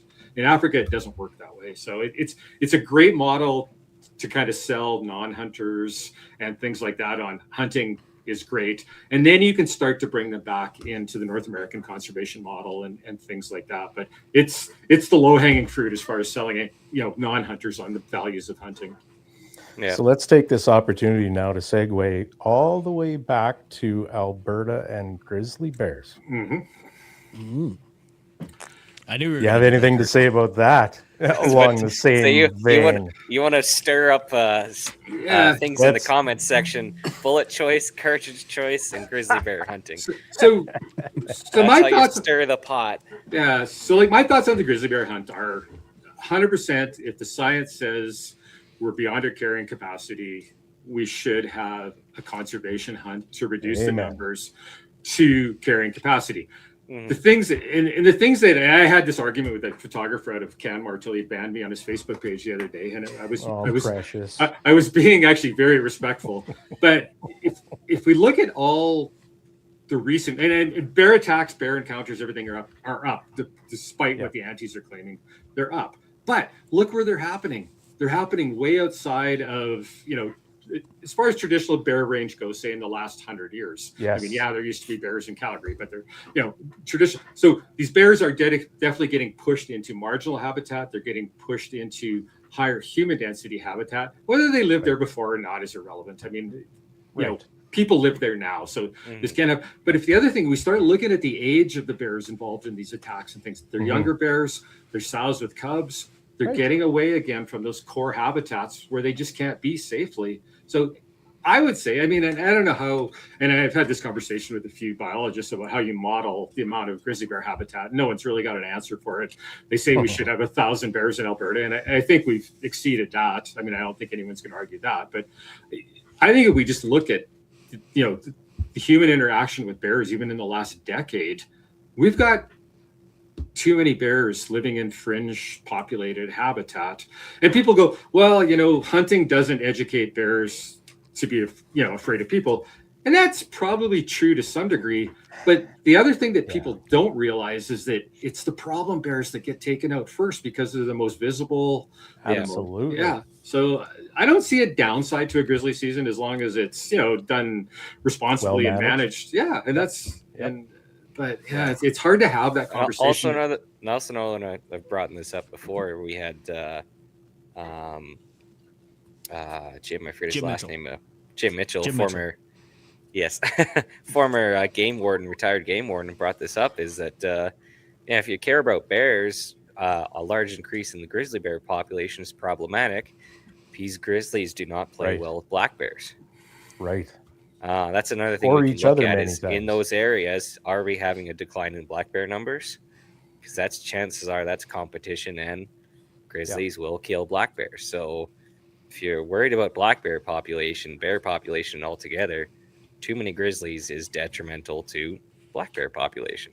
Well, and ungulates too. Like, I mean, like down here, so we live in Cochrane, and so we do a lot of hunting in Kananaskis and, in the 300 zones around here. And like in the 400 zones, 410, 408, 406, 404, ungulate numbers are absolutely in the toilet right now. I mean, our tags have dropped probably by 70 or 80% in response. And I'm not saying bears are responsible for 100% of that. I mean, the wolf population is grossly increased there as well. But I mean, it's big predators causing a lot of that. And, that's the other side nobody looks at is we can't manage because one species is higher profile or cuter or, more majestic. We need to manage on a balanced approach to it all. And I mean, and everybody's going, well, they did fine before humans got here. Well, yeah, they did, but we're here and we're screwing things up every day. And it's not just the hunters, it's all humans are screwing things up for wildlife. So it's kind of the responsible humans that need to kind of take it upon themselves to help this game do better. And, even back then, I mean, there was huge population spikes and valleys of, too many wolves, they'd murder all the deer. And then, of course, the wolves would slowly die out and the deer would come back. But that might have been a 100-year peak to valley where we can shorten those peaks and valleys up or even flatten them almost right out just with responsible conservation management. Mm-hmm. Yeah. Yep. Yeah, no, that's huge. And I get the ebb and flow from disease and habitat issues and other stuff. But yeah, we can turn that that big old sine wave into just a little ripple of a stream 100%. instead of a white cap ocean Yeah. of rise and crash. Yeah. Well, it's been so sad to see down here. Like we, for a lot of summers, I mean, we sheep hunted hard for probably close to 20 years down here. And I mean, we spent probably, I don't know, 50 to 60 days a year and, 406, 408. And we've seen the ungulate populations just go into the toilet there. And it's been sad to watch. And that's a pretty short time frame. Yeah, that's not long. No. At all, no. On the flip side of that, with the Alberta government banning hog hunting, what are your thoughts on that? Well, not banning, but reducing. Yeah, on Crown land, it's been on Crown land. And I've heard both sides of the story, and I don't think I've done enough of looking at the science on it. I mean, and if we could night hunt, it would be the stupidest thing ever.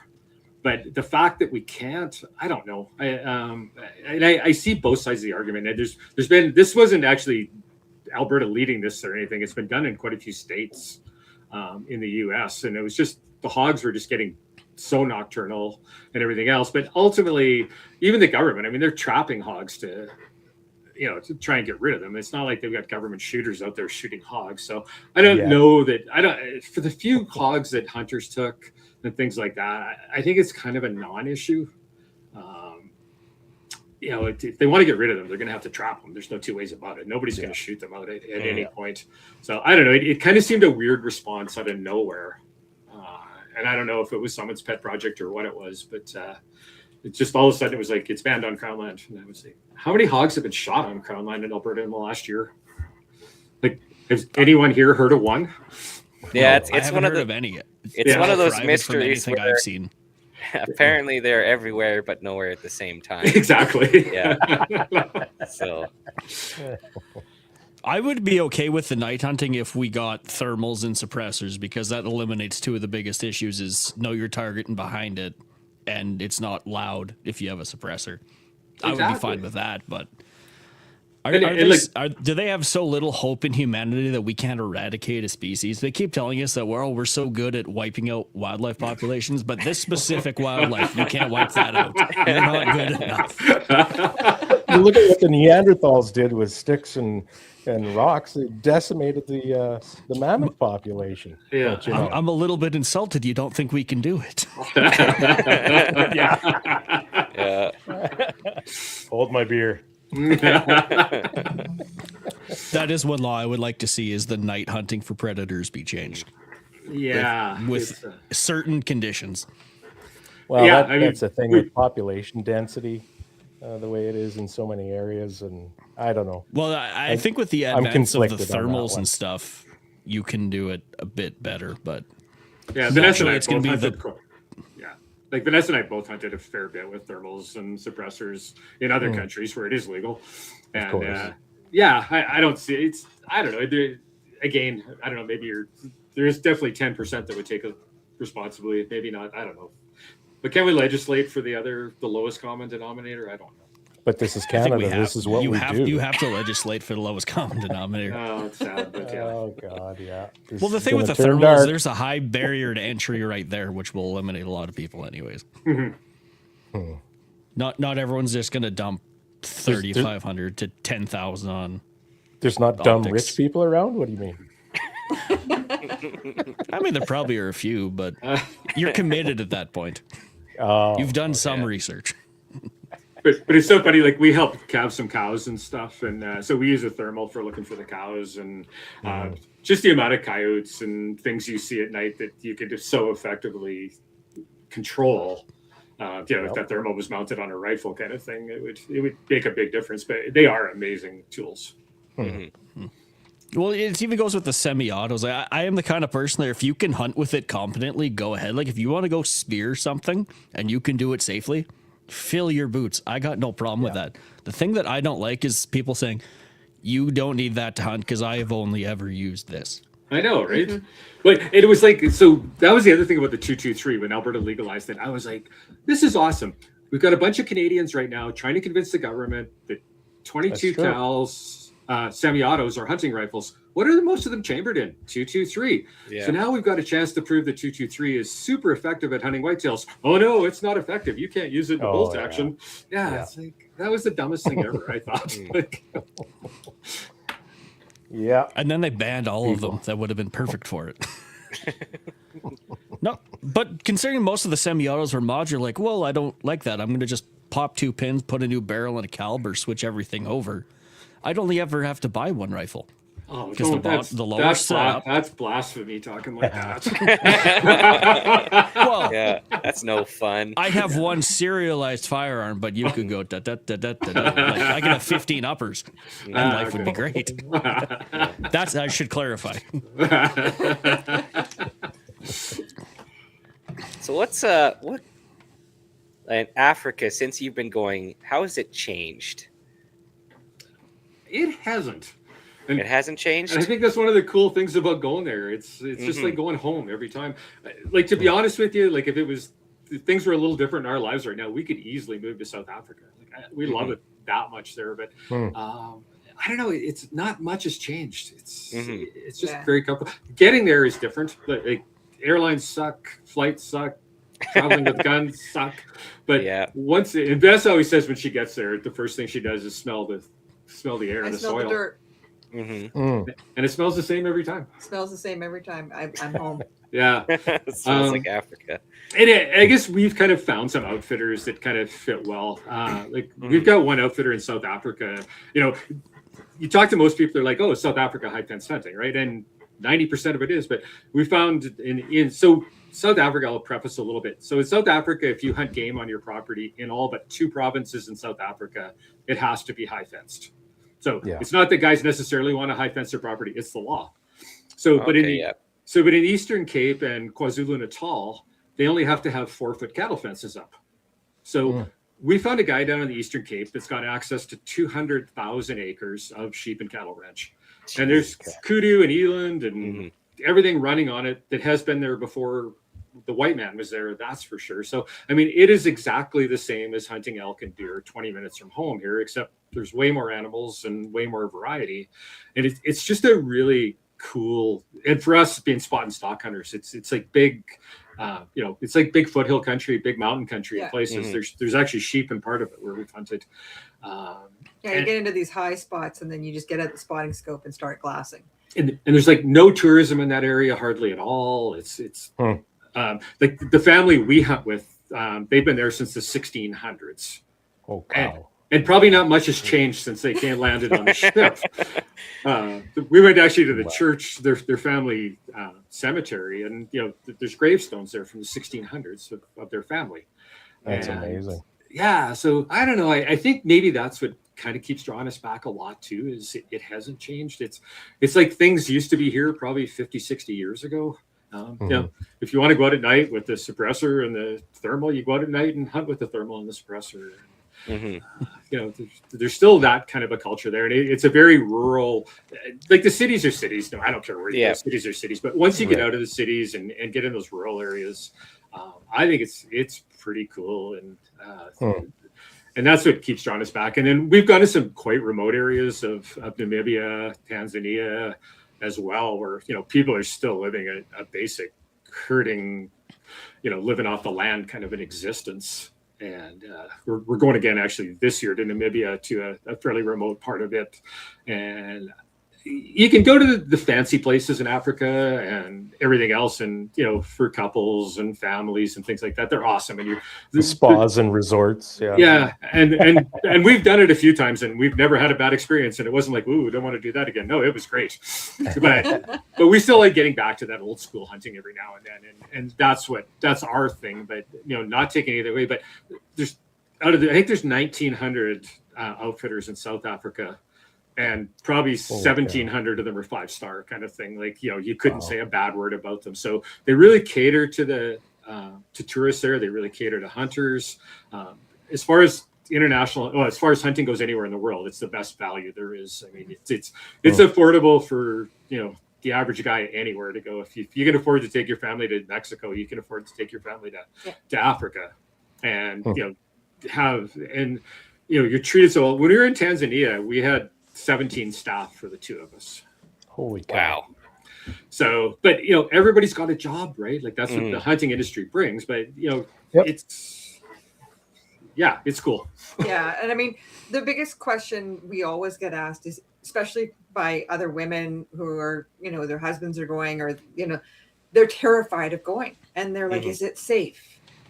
And it's very safe. And you know, like I say, we organize a VIP service that meets you, takes you to your hotel, or you know, if where you've booked is close inside of Johannesburg, your outfitter's going to meet you at the airport and pick you up and drive you to camp, right? Or if you have to take a secondary flight, he will meet you at that airport and drive you to camp.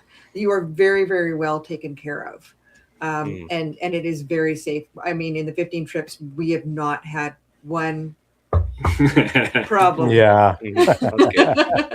Well, I don't think your outfitter is going to say, okay, I want you to, from the airport, go through these dodgy areas and then get to our place and we'll pick you up from there. Because Just take a bus.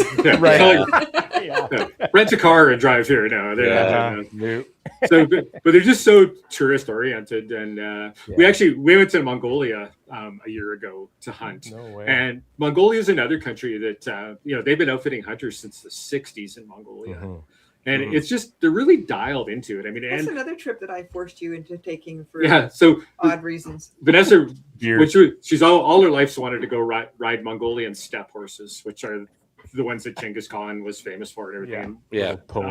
So I'm like, okay, well, we'll go to Mongolia then. And so we ended up booking a hunt there and did some touring after and went riding steppe horses. And it turned out to be really cool. But again, it's so old school, but it's very well organized for what they have. So that was a cool trip too. It was a very cool trip. One of my top 5 favorite trips. So Vanessa doesn't let me organize many trips, and that's why she started the new business. But for whatever reason, she let me organize the Mongolia trip. And did you call your new business the 5-star yurt? So we're on our way to Mongolia, and Vanessa's like, "So who's meeting us at the airport?" I'm like, "I don't know." "Well, where are we going after the airport?" "I don't know." I'm like, did you book a hotel? The pony rental place. No, the guy told me he'd look after it. And I'm like, well, when do we go riding? How long are we going riding for? "I don't know. The guy said he'd look after it." And the guy looked after it. He did. So on the way, I'm like, this trip is on you. It goes wrong. And it worked out flawlessly. Nice. It was amazing. Absolutely amazing. I understand what that's like. I book a lot of travel for us. Yeah, Mike is the travel agent for our match. I'm a shooting glorified and travel agent. Our hunting as well. Just going backwards a little bit, you talk about being a spot and stock hunter. What are some lessons for a person getting into spot and stock style hunting? What's some wisdom you can pass on to them? Practice. Practical practice is Vanessa's like learning to shoot from whatever's available at that second. But more important than that is like, and I think you learned this probably a hard way on a few trips. It's not like, oh, there's an animal, where can I shoot from? It's as you're walking, I could shoot from there, I could shoot from there, I could shoot from there. And then when you spot something, you're in position. You know, if it's high enough, drop down, hit the bipod. Oh, there's a fence post, there's a tree. So yeah, practical practice. So what we do is we'll set up targets out at the ranch, but not tell the other person where the targets are set up. And you just walk it along and it's like, oh, there's a deer. And you know, you've got 5 seconds to shoot that target.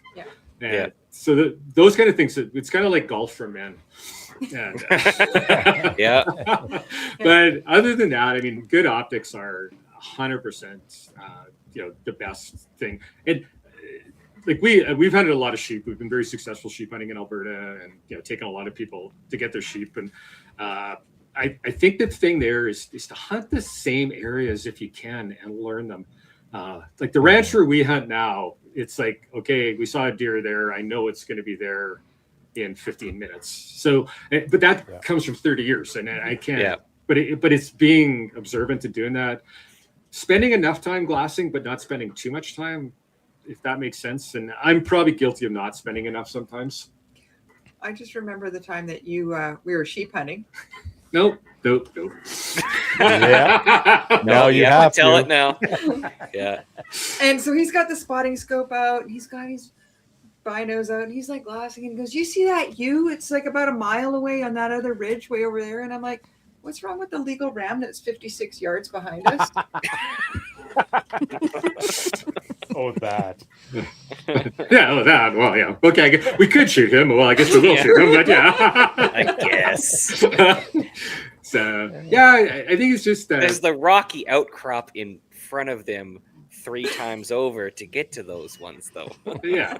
That's where you don't have that fun experience. Yeah. Yeah, exactly. It wasn't much of an experience. So we'd only hiked 8 hours to get in there. So, but I think it's learning to glass effectively with good optics. People always say, spend the most money on your rifle scope, and I'm a big fan of good rifle scopes. But I would spend way more on a set of binoculars than I ever would on a rifle scope, because I'm probably looking for those binoculars, 99.999% of the time. So. Get the best you can afford and spend some time with them. Mm-hmm. And we carry a spotting scope for whitetail hunting, which kind of talks about the terrain we hunt in.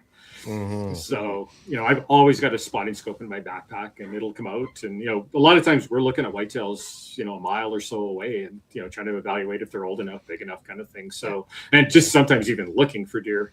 And then for us, especially on the whitetails, though, the property we hunt can be so frustrating, because you may not see a decent buck there for the first 20 some days of the season, but we just know those last 10 days of the season there's going to be, and we've killed some deer earlier, and that's why we keep going out there earlier. But I would say 80% of the bucks we've killed have probably been in the last 5 days of the season. And we've always got a ton of does, and there's always a bunch of mediocre bucks chasing them. And then all of a sudden, those last 5 days, it's just every big buck that's bred every doe around us kind of has got to come over there and check it out. So be patient, which I'm not a patient guy, so that's really funny advice coming from me. But spend some time glassing, spend some time looking, learn the animals, and learn what kind of cover the animals like to go into. Like I can go to a property and kind of go, okay, the whitetail are going to rut in those kind of trees, versus they're going to bed in these kind, and those are the kind of things I think observant people. To me, observant people are the best hunters, and I've hunted with some people who observe things that I'm like, huh, what? But I mean, one of the big things that we do early in the season too is we're observing all of the animals, especially the does, to see where they come and go throughout the day, because eventually a buck is going to be following that doe. Mm-hmm. So you want to know her pattern, not his, because eventually he's going to be you're going to want to keep an eye on her, because he's going to be coming to her. Mm-hmm. Yeah, and always have a stock planned, always have a shooting spot planned. Like every, when you're walking along, like every 30 seconds, find a spot where you can shoot from, find a spot where you can hide and plan a stock from, where your stock might take you. And I think that's what makes the most successful spot stock hunters in my mind, especially once you've spotted things. Oh yeah, no, definitely. I'll bring it up here. Mike and I were on elk hunt in southern Alberta. We're on the CFB Suffield hunt, and we got at one point we have both our tripods and spotting scopes out. We're glassing, because in some areas we range found an outhouse on the base that was 10 kilometers away. Holy! You can see for a long distance in some spots. Miles. Yeah, for miles. It's interesting because at one point we had our spotting scopes out and our tripods, and then there's 2 of these hunters that drove by on the road, because we were just off the road. Like, you got them telescopes out. You see anything? You're a couple of surveyors. A couple of surveyors, they called us, and I didn't talk to him much after, but I'm like, kind of got. I mean, I know you're cruising the road. There's a lot of area to cover. It's like 2,600 square kilometers or something like that. It's miles or whatever. It's huge. But at the same time, it's like you're driving. Your eye can't pick up on small things.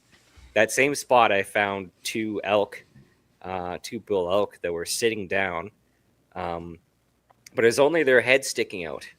Mm-hmm. So if you looked just with bare eyes, you would have just saw rocks. Yeah. But with the spotting scope, it's like, there's a thorny thing attached to that rock, and that's its antlers. Unfortunately, I had antlerless tags, Oh. but I'm like, there's a little dip, so we couldn't see. I'm like, well, maybe there's a cow hanging out with them. So we approached from the other side, and unfortunately, by the time we got around to flank them from the other side, they had moved up a little bit, but we had gotten within 150 yards of those bulls. Fortunately, didn't have any cows with them, but if I did have bull tag, that plan would have worked, just because it took some time, do some proper quality glassing, and have a look at my environment and study the little nominees. And again, if I had a different type of tag, it would have been a different story. So that's kind of like the place we hunt in Africa. Like, we've got spotting scopes out there and everything, and you're looking for kudu or eland a mile or 2 miles away, and but imagine sitting on that rocky outcrop and looking at 10 or 12 different species at the same time. Yep. So tying that back in with, do you think it's too difficult for people to hunt in different provinces? Because I've heard this come up before in conversation, where it's like, I want to go do a black bear hunt in like Ontario, or I want to go hunt elk in BC. Like, do you think it's too difficult right now for the average person to shoot in another province? Yes and no. I mean, I think a lot of it comes down to friends and connections, and definitely if you have good friends and things like that, it's not hard to go hunt in a lot of provinces. Certainly Alberta. I think Alberta, I would say, probably has the most liberal opportunities for people from out of province to come hunt here. Saskatchewan's fairly closed down. BC is as well. So, but yeah, I mean, there's lots of opportunities if you have friends, and I mean, it's easy enough to make friends on the internet and things like that nowadays. And technically, I guess trading hunts is illegal, but if a buddy takes you and you take a buddy, I mean, that's what hunting's all about. Yeah, exactly.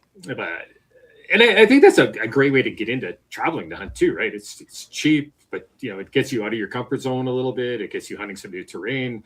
Maybe it gets you flying with a gun, even terrifying things like that. And yeah, well, we've done it before. It's doable. Yeah, it can be done. You go up to the counter agent and you sweet talk them, and eventually they just forget to charge you the $50 fee to put your rifle in the plate. Yeah, that's been my experience. Is you chat them up and then they kind of forget that they're supposed to charge you, because like, I've never filled this form. Oh, don't worry, I know what to do. Don't worry about it. And then takes kind of the shock off them, because I found that they don't deal with it that much. Or sometimes they're more nervous than you are. Usually, Absolutely. like Vanessa's usually educating them every time we travel somewhere. I'm like, here, you need this, and you need this, and you need this form, and you need this form, and don't forget about that form, and it's in triplicate. And they're like, oh, okay, thanks so much. And so again, like what you said, is they're so nervous that they forget to charge you that extra fee. And the best part is, I know we're in front of all of these lineups and everyone's already glaring me for taking an hour to check in. I have to open this case and put this paperwork in it. So when we flew to Africa last time, we flew WestJet to Atlanta and then Delta to Johannesburg. Yeah. And so we're checking in at well, I guess it's the Delta counter in Calgary. And the lady goes, I need to see that gun's unloaded. I'm like, you want me to take this rifle out of the case? Never mind opening it just to put the paper in it. Like, you actually want me to pull this rifle out? In the airport? Like at the check-in counter. With the 50 people waiting behind. Yes. Yes, I do, sir. So I did. The RCMP didn't show up. Yeah. See, it's interesting. We had a different experience. We flew to Ottawa for a rimfire match. And we go to WestJet, check in the counter, we do the paperwork, and then they say, okay, one of the copies has to be in the case with the rifle. Yeah. So I think, okay, we go do it at oversized baggage where we have to drop off our rifles. So we go there, and when you tell the lady, it's like, okay, can we open up the case and put the paper that has to be in the case here? She's like, no, you can't do that here. I'm like, well, where do we do that? There's a nice screen that covers oversized baggage so nobody else can see. Like, it's guarded. Like, it's not out in the open. She's like, where do we put this in our cases? Oh, over there. So it's just the corner of the random She spot points in to the the airport. corner of the airport and says, Yeah. "Just go over there and do it." Well, that's not suspicious Wow. at all. No, not at all. No, Guys not at going all. to a quiet corner with some long cases. I mean, we We're just opened up luckily our- the military was flying in behind us, and they're like, "Okay, yeah, whatever." So we just open up our cases just enough to slide the paper in. But I also find it ironic because like that paper has to be in your case, but we're not going to check if it's in your case because we're not going to open up your case. So that's a weird line of thought. But I understand like it's there just in case it gets lost or something. But it's a weird thought process. We fly with these tough pack cases, which kind of look like a golf bag. And Mhm. so our guns are in soft cases inside them. So to pull that out of there, to show even that the more. action, and I always fly with the bolt out, so I mean it wasn't a big deal, but still I had to pull it out and show her that. So I mean it wasn't just a simple process of opening a case. Yeah, have a quick peek, close it. Yeah, exactly. Yeah, the whole rifle was, Yeah, it was right out there for the world to see. full length in the open. Yeah. Wow. Wow. Yeah, people shouldn't be scared of flying with a rifle, though. It's safe. Mm-hmm. Everything gets there eventually.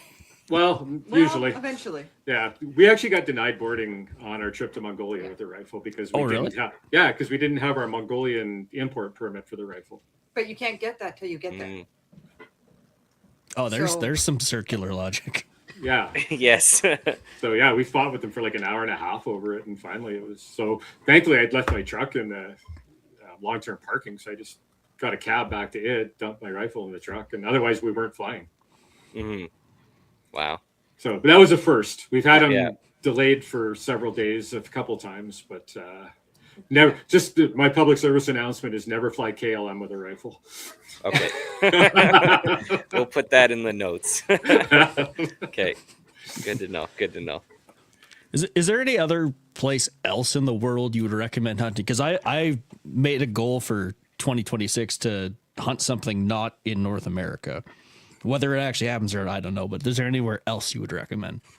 Romania. What's that? Romania. Romania was cool. Poland was cool. Yeah. You Oh, can't yeah. can't take your own guns is the only thing. But great places to hunt. New Zealand is great. Mm-hmm. But yeah. What about Poland or Romania that kind of makes Poland it a great experience? Poland to me is probably the best value in Europe right now, and it's Mm-hmm. it's still kind of very old traditional hunting. So there's red stag, there's fallow deer, there's roe deer, there's mouflon, all free range. There's the high fence hunting is illegal in Poland, so and prices are cheap, and it's just It's got a really interesting hunting heritage. And so the whole culture is really, really cool. And same in Romania. yeah. Mm-hmm. Yeah. Yeah, so those are kind of two, I think, often overlooked destinations that are super affordable. Like to go hunt roe deer, you can go for, I think it's like $2,500 US to go hunt roe deer. Oh yeah, Because I was looking at easy some peasy. like just for ease, like red stag in Scotland was on my list, and I wanted to go bird hunting in England until I looked at how much that can cost. So, that's a bit expensive. Yeah. But you can do muntjac and Chinese water deer hunting in England, which is really cool And Yeah, not super and they're- expensive. and not super expensive. And they're so little too. Yeah, the muntjac hunting was fun. They call them. Yeah. They're like little Well, fanged footballs. And they're only just taking a 22-250 after them, like nothing huge. Yeah, we shot 243, so. Mm-hmm. Yeah. But like New Zealand is a fairly firearm friendly country. It's a long flight is the sucky thing, but it's not super expensive. But they have great airlines that are very comfortable for flying Yeah. on those long trips. Yeah. I was about to say you want a nice seat. And it's it's affordable, and there's a good number of species there. It's good mountain hunting, and we've been 3 times to New The Zealand. people are amazing. Yeah, people are amazing, but yeah, it's a long haul down there. Is the one. Like Europe is nice. I mean, it's so bad. Like we've flown so much now. We're like, oh, it's 8-hour flight to Europe. That's like driving to Airdrie from Calgary kind of thing. Exactly. Yeah. No big Yeah. deal. But yeah, I would. Europe, I think, is one of those places that's probably going to get more expensive as it gets more recognized for what's available there. But right now, it's super cheap. And I think a lot of people kind of think about the old, like the Scottish estate hunts and German hunts and things like that. But Eastern Europe is a whole different thing. It's kind of a little bit of the wild frontier still as far as hunting goes. Yeah. And, Yeah, But even how they hunt too is different from what I've seen. so I'll just yeah, scourge YouTube for. so I mean, there is a lot of, well, not a lot, but there's a fair bit of high stand hunting there. And like some of those stands have been there for hundreds of years. They've been rebuilt over the years, but that stand location is when we hunted in Romania, the place we hunted, like Ceausescu was deposed as a dictator there in 1990. So I mean, it's a fairly recent. And the place we hunted, like there was Ceausescu's stand, like that's where he used to come and hunt on this area we hunted in Romania. But there is a fair bit of spot and stock hunting. Yeah, there's a fair bit of spot and stock hunting there. The driven hunts are the big European thing. We've never done one. So everything we've done in Europe has either been probably 90% spot and stock. You did a driven hunt. Oh no, that was in Finland. Yeah, in Finland. Actually, I shouldn't say I did do a driven hunt in Finland. Yeah. Interesting. Well, I think we'll wrap this up here. There's any shout outs for sponsors, new projects, things you want to announce to the world that you're looking forward to in 2026? Where people can find you. Where people can find you. Yeah. Plug yourself. Like Outdoor Quest TV is just outdoorquesttv.com. And Vanessa's new business is Outdoor Quest TV Hunting Adventures, and it's at oqtvhunt.com. Okay. Yeah, so that's definitely go check that out, people. Yeah. Yeah, do that. If anybody wants a good trip, Vanessa needs some business. She just started in October. So. Yes. No, it's definitely good to know. Cool, you guys have been fun to chat with. Yeah, it's been awesome. Thank you so much for inviting us. I'm going to leave you with one bit of advice that always pisses people off, just so you know that there's the aim small, hit small motto with target shooters, right? Oh yes. My motto is aim big, hit to kill. And what I mean by that is learn to shoot center mass so virtually once a rifle's sighted in, I never shoot anything but steel. And I don't have an aim point on my steel or anything like that. I've just got a 10-inch gong or an 18-inch gong, whatever it is that represents roughly the size of the vitals I'm shooting. Learn to put your crosshairs on that and hit it. Don't worry if you shoot a 5-inch group or if you shoot a half-inch group. It doesn't matter. Every time that steel goes gong, you killed a deer or an elk. Yep. Practice, that's some good repetition. advice. Yeah. It's really crappy advice if you're competition shooting, but it depends on the plate size and distance. So true enough. It's appropriate. Have you done an NRL hunter match before? I have not. I'm just I should try have so much respect I think for the you guys would that enjoy do. it. Yeah, I have so much respect for the guys that do, and I don't know why. I've just never done that kind of stuff. It's a very humbling experience. Yeah. Again, it is exactly that we talked about: designated practice, unknown targets, blind stages. So you can't see the targets until you walk up. R instructs you, and then essentially you have to spot, range, and engage the targets in a set amount of time. It's a fun time. Cool. It is your hunting skills because it's natural props, just like we said. Look for a log, a tree, a rock, a branch, whatever you can shoot off of. Or it might just be open terrain, so you have to adapt. It's designed to simulate hunting without the actual hunting part. It's hunting practice. Yeah, that's very cool. I think a lot of people could benefit from that. Very much. Oh yeah, it's huge, and it's again, it's very available. It's tailored to be not as fancy as the precision rifle series, where you're getting into really heavy custom made rifles. It is tailored to lighter, more hunting type rifles and more accessible price standpoint. A lot of carbon fiber in that game. A lot of carbon fiber on the tie. Eventually, anything's gonna escalate very quickly with the shooting sports and guns. There's always the top end, but great time. Well, thank you very much, TJ and Vanessa, for coming on. Oh, thank you guys. It was great talking to you. A fun time, informative, and we look forward to seeing the next season. And to our listeners, I hope you guys enjoy them as well. So it's been a great time. Just thanks for listening, folks. And we just want to remind you that today's episode has also been brought to you by Apex Optics. Championship winning glass built for shooters by shooters. Whether you're hammering stages in a PRS match, glassing game in the Rockies, or running drills at the range, Apex delivers the edge you need when it matters most. From every hunter and rival rifle scope to the Edge L PVO, championship grade red dots, every optic is engineered with an uncompromising precision and tested under real-world conditions by some of the best shooters in the game. Doesn't stop at optics. Apex, they are launching the new red dot mounts, the rings, the Ascend Riser 45-degree mount, purpose-built for strength, accuracy, and competition. Want to thank our friends at Apex. And also, a quick plug for ourselves. If you want to support the channel directly, you can head on over to storyknives.com or cdnprecision.com if you're out east to pick up one of our Gardner knives. We think this is one of the best survival type / everyday fixed blade knife available for a very reasonable cost. We're pretty proud of it. Please go have a look. We'll be confident it'll be on your side for a lifetime. Again, that's storyknives.com. And again, big thank you to TJ and Vanessa. And thank you to all of our sponsors. Do you have some sponsors you want to thank? Oh, yeah. Well, yeah, we do have a great list of plug sponsors. yourself. Okay, so yeah, Sako Tika Rifles is who we've been shooting for a long time. We just started shooting Sako and Norma ammunition this year, so we're excited to be working with them. Been with Zeiss Optics for forever. Loa Boots, Silver Willow Taxidermy. I'm not sure everybody knows Curtis. I know Scar does. So yeah, Loa Boots and Deluxe Wall Tents. So yeah, that about covers it. We got a great group of sponsors. We've worked with them for a long time, and even if we weren't doing television, we'd be using every one of them. Absolutely. Definitely. Awesome. And I just lost my page.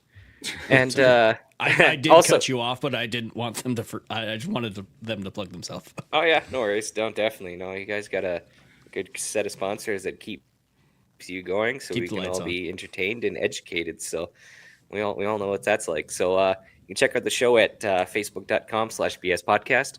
Leave us a review and let us know how we're doing. Also, if you like the content, please leave a like on the page and share. You can also email us with any questions you have at info@bspodcast.ca. And again, a massive thank you to all of our sponsors. Without you, we wouldn't have a show in the first place. We're talking about Shane and Steve with EM Precision Rifles, Miles, Carey, and Cappy with call sign 66, Duncan and Rob at Bolt Action Coffee, Phil Odell at Odell Engineering, Doug and Isa with March Scopes Canada, Vanya and Carly with Apex Optics, Oscar with Ribstone Gunsmithing, and J.R. Cox with Sterling Arms International. Thank you all in a measure of amount, and thank you to all the listeners, and have a good night. Because I have a shotgun and rifle that I use for, and 22 gauge that I use for ptarmigan, moose, and black bear. You are so dumb. You are really dumb. For real. You're listening to your weekly dose of BS, ballistically speaking. The Ballistically Speaking Podcast.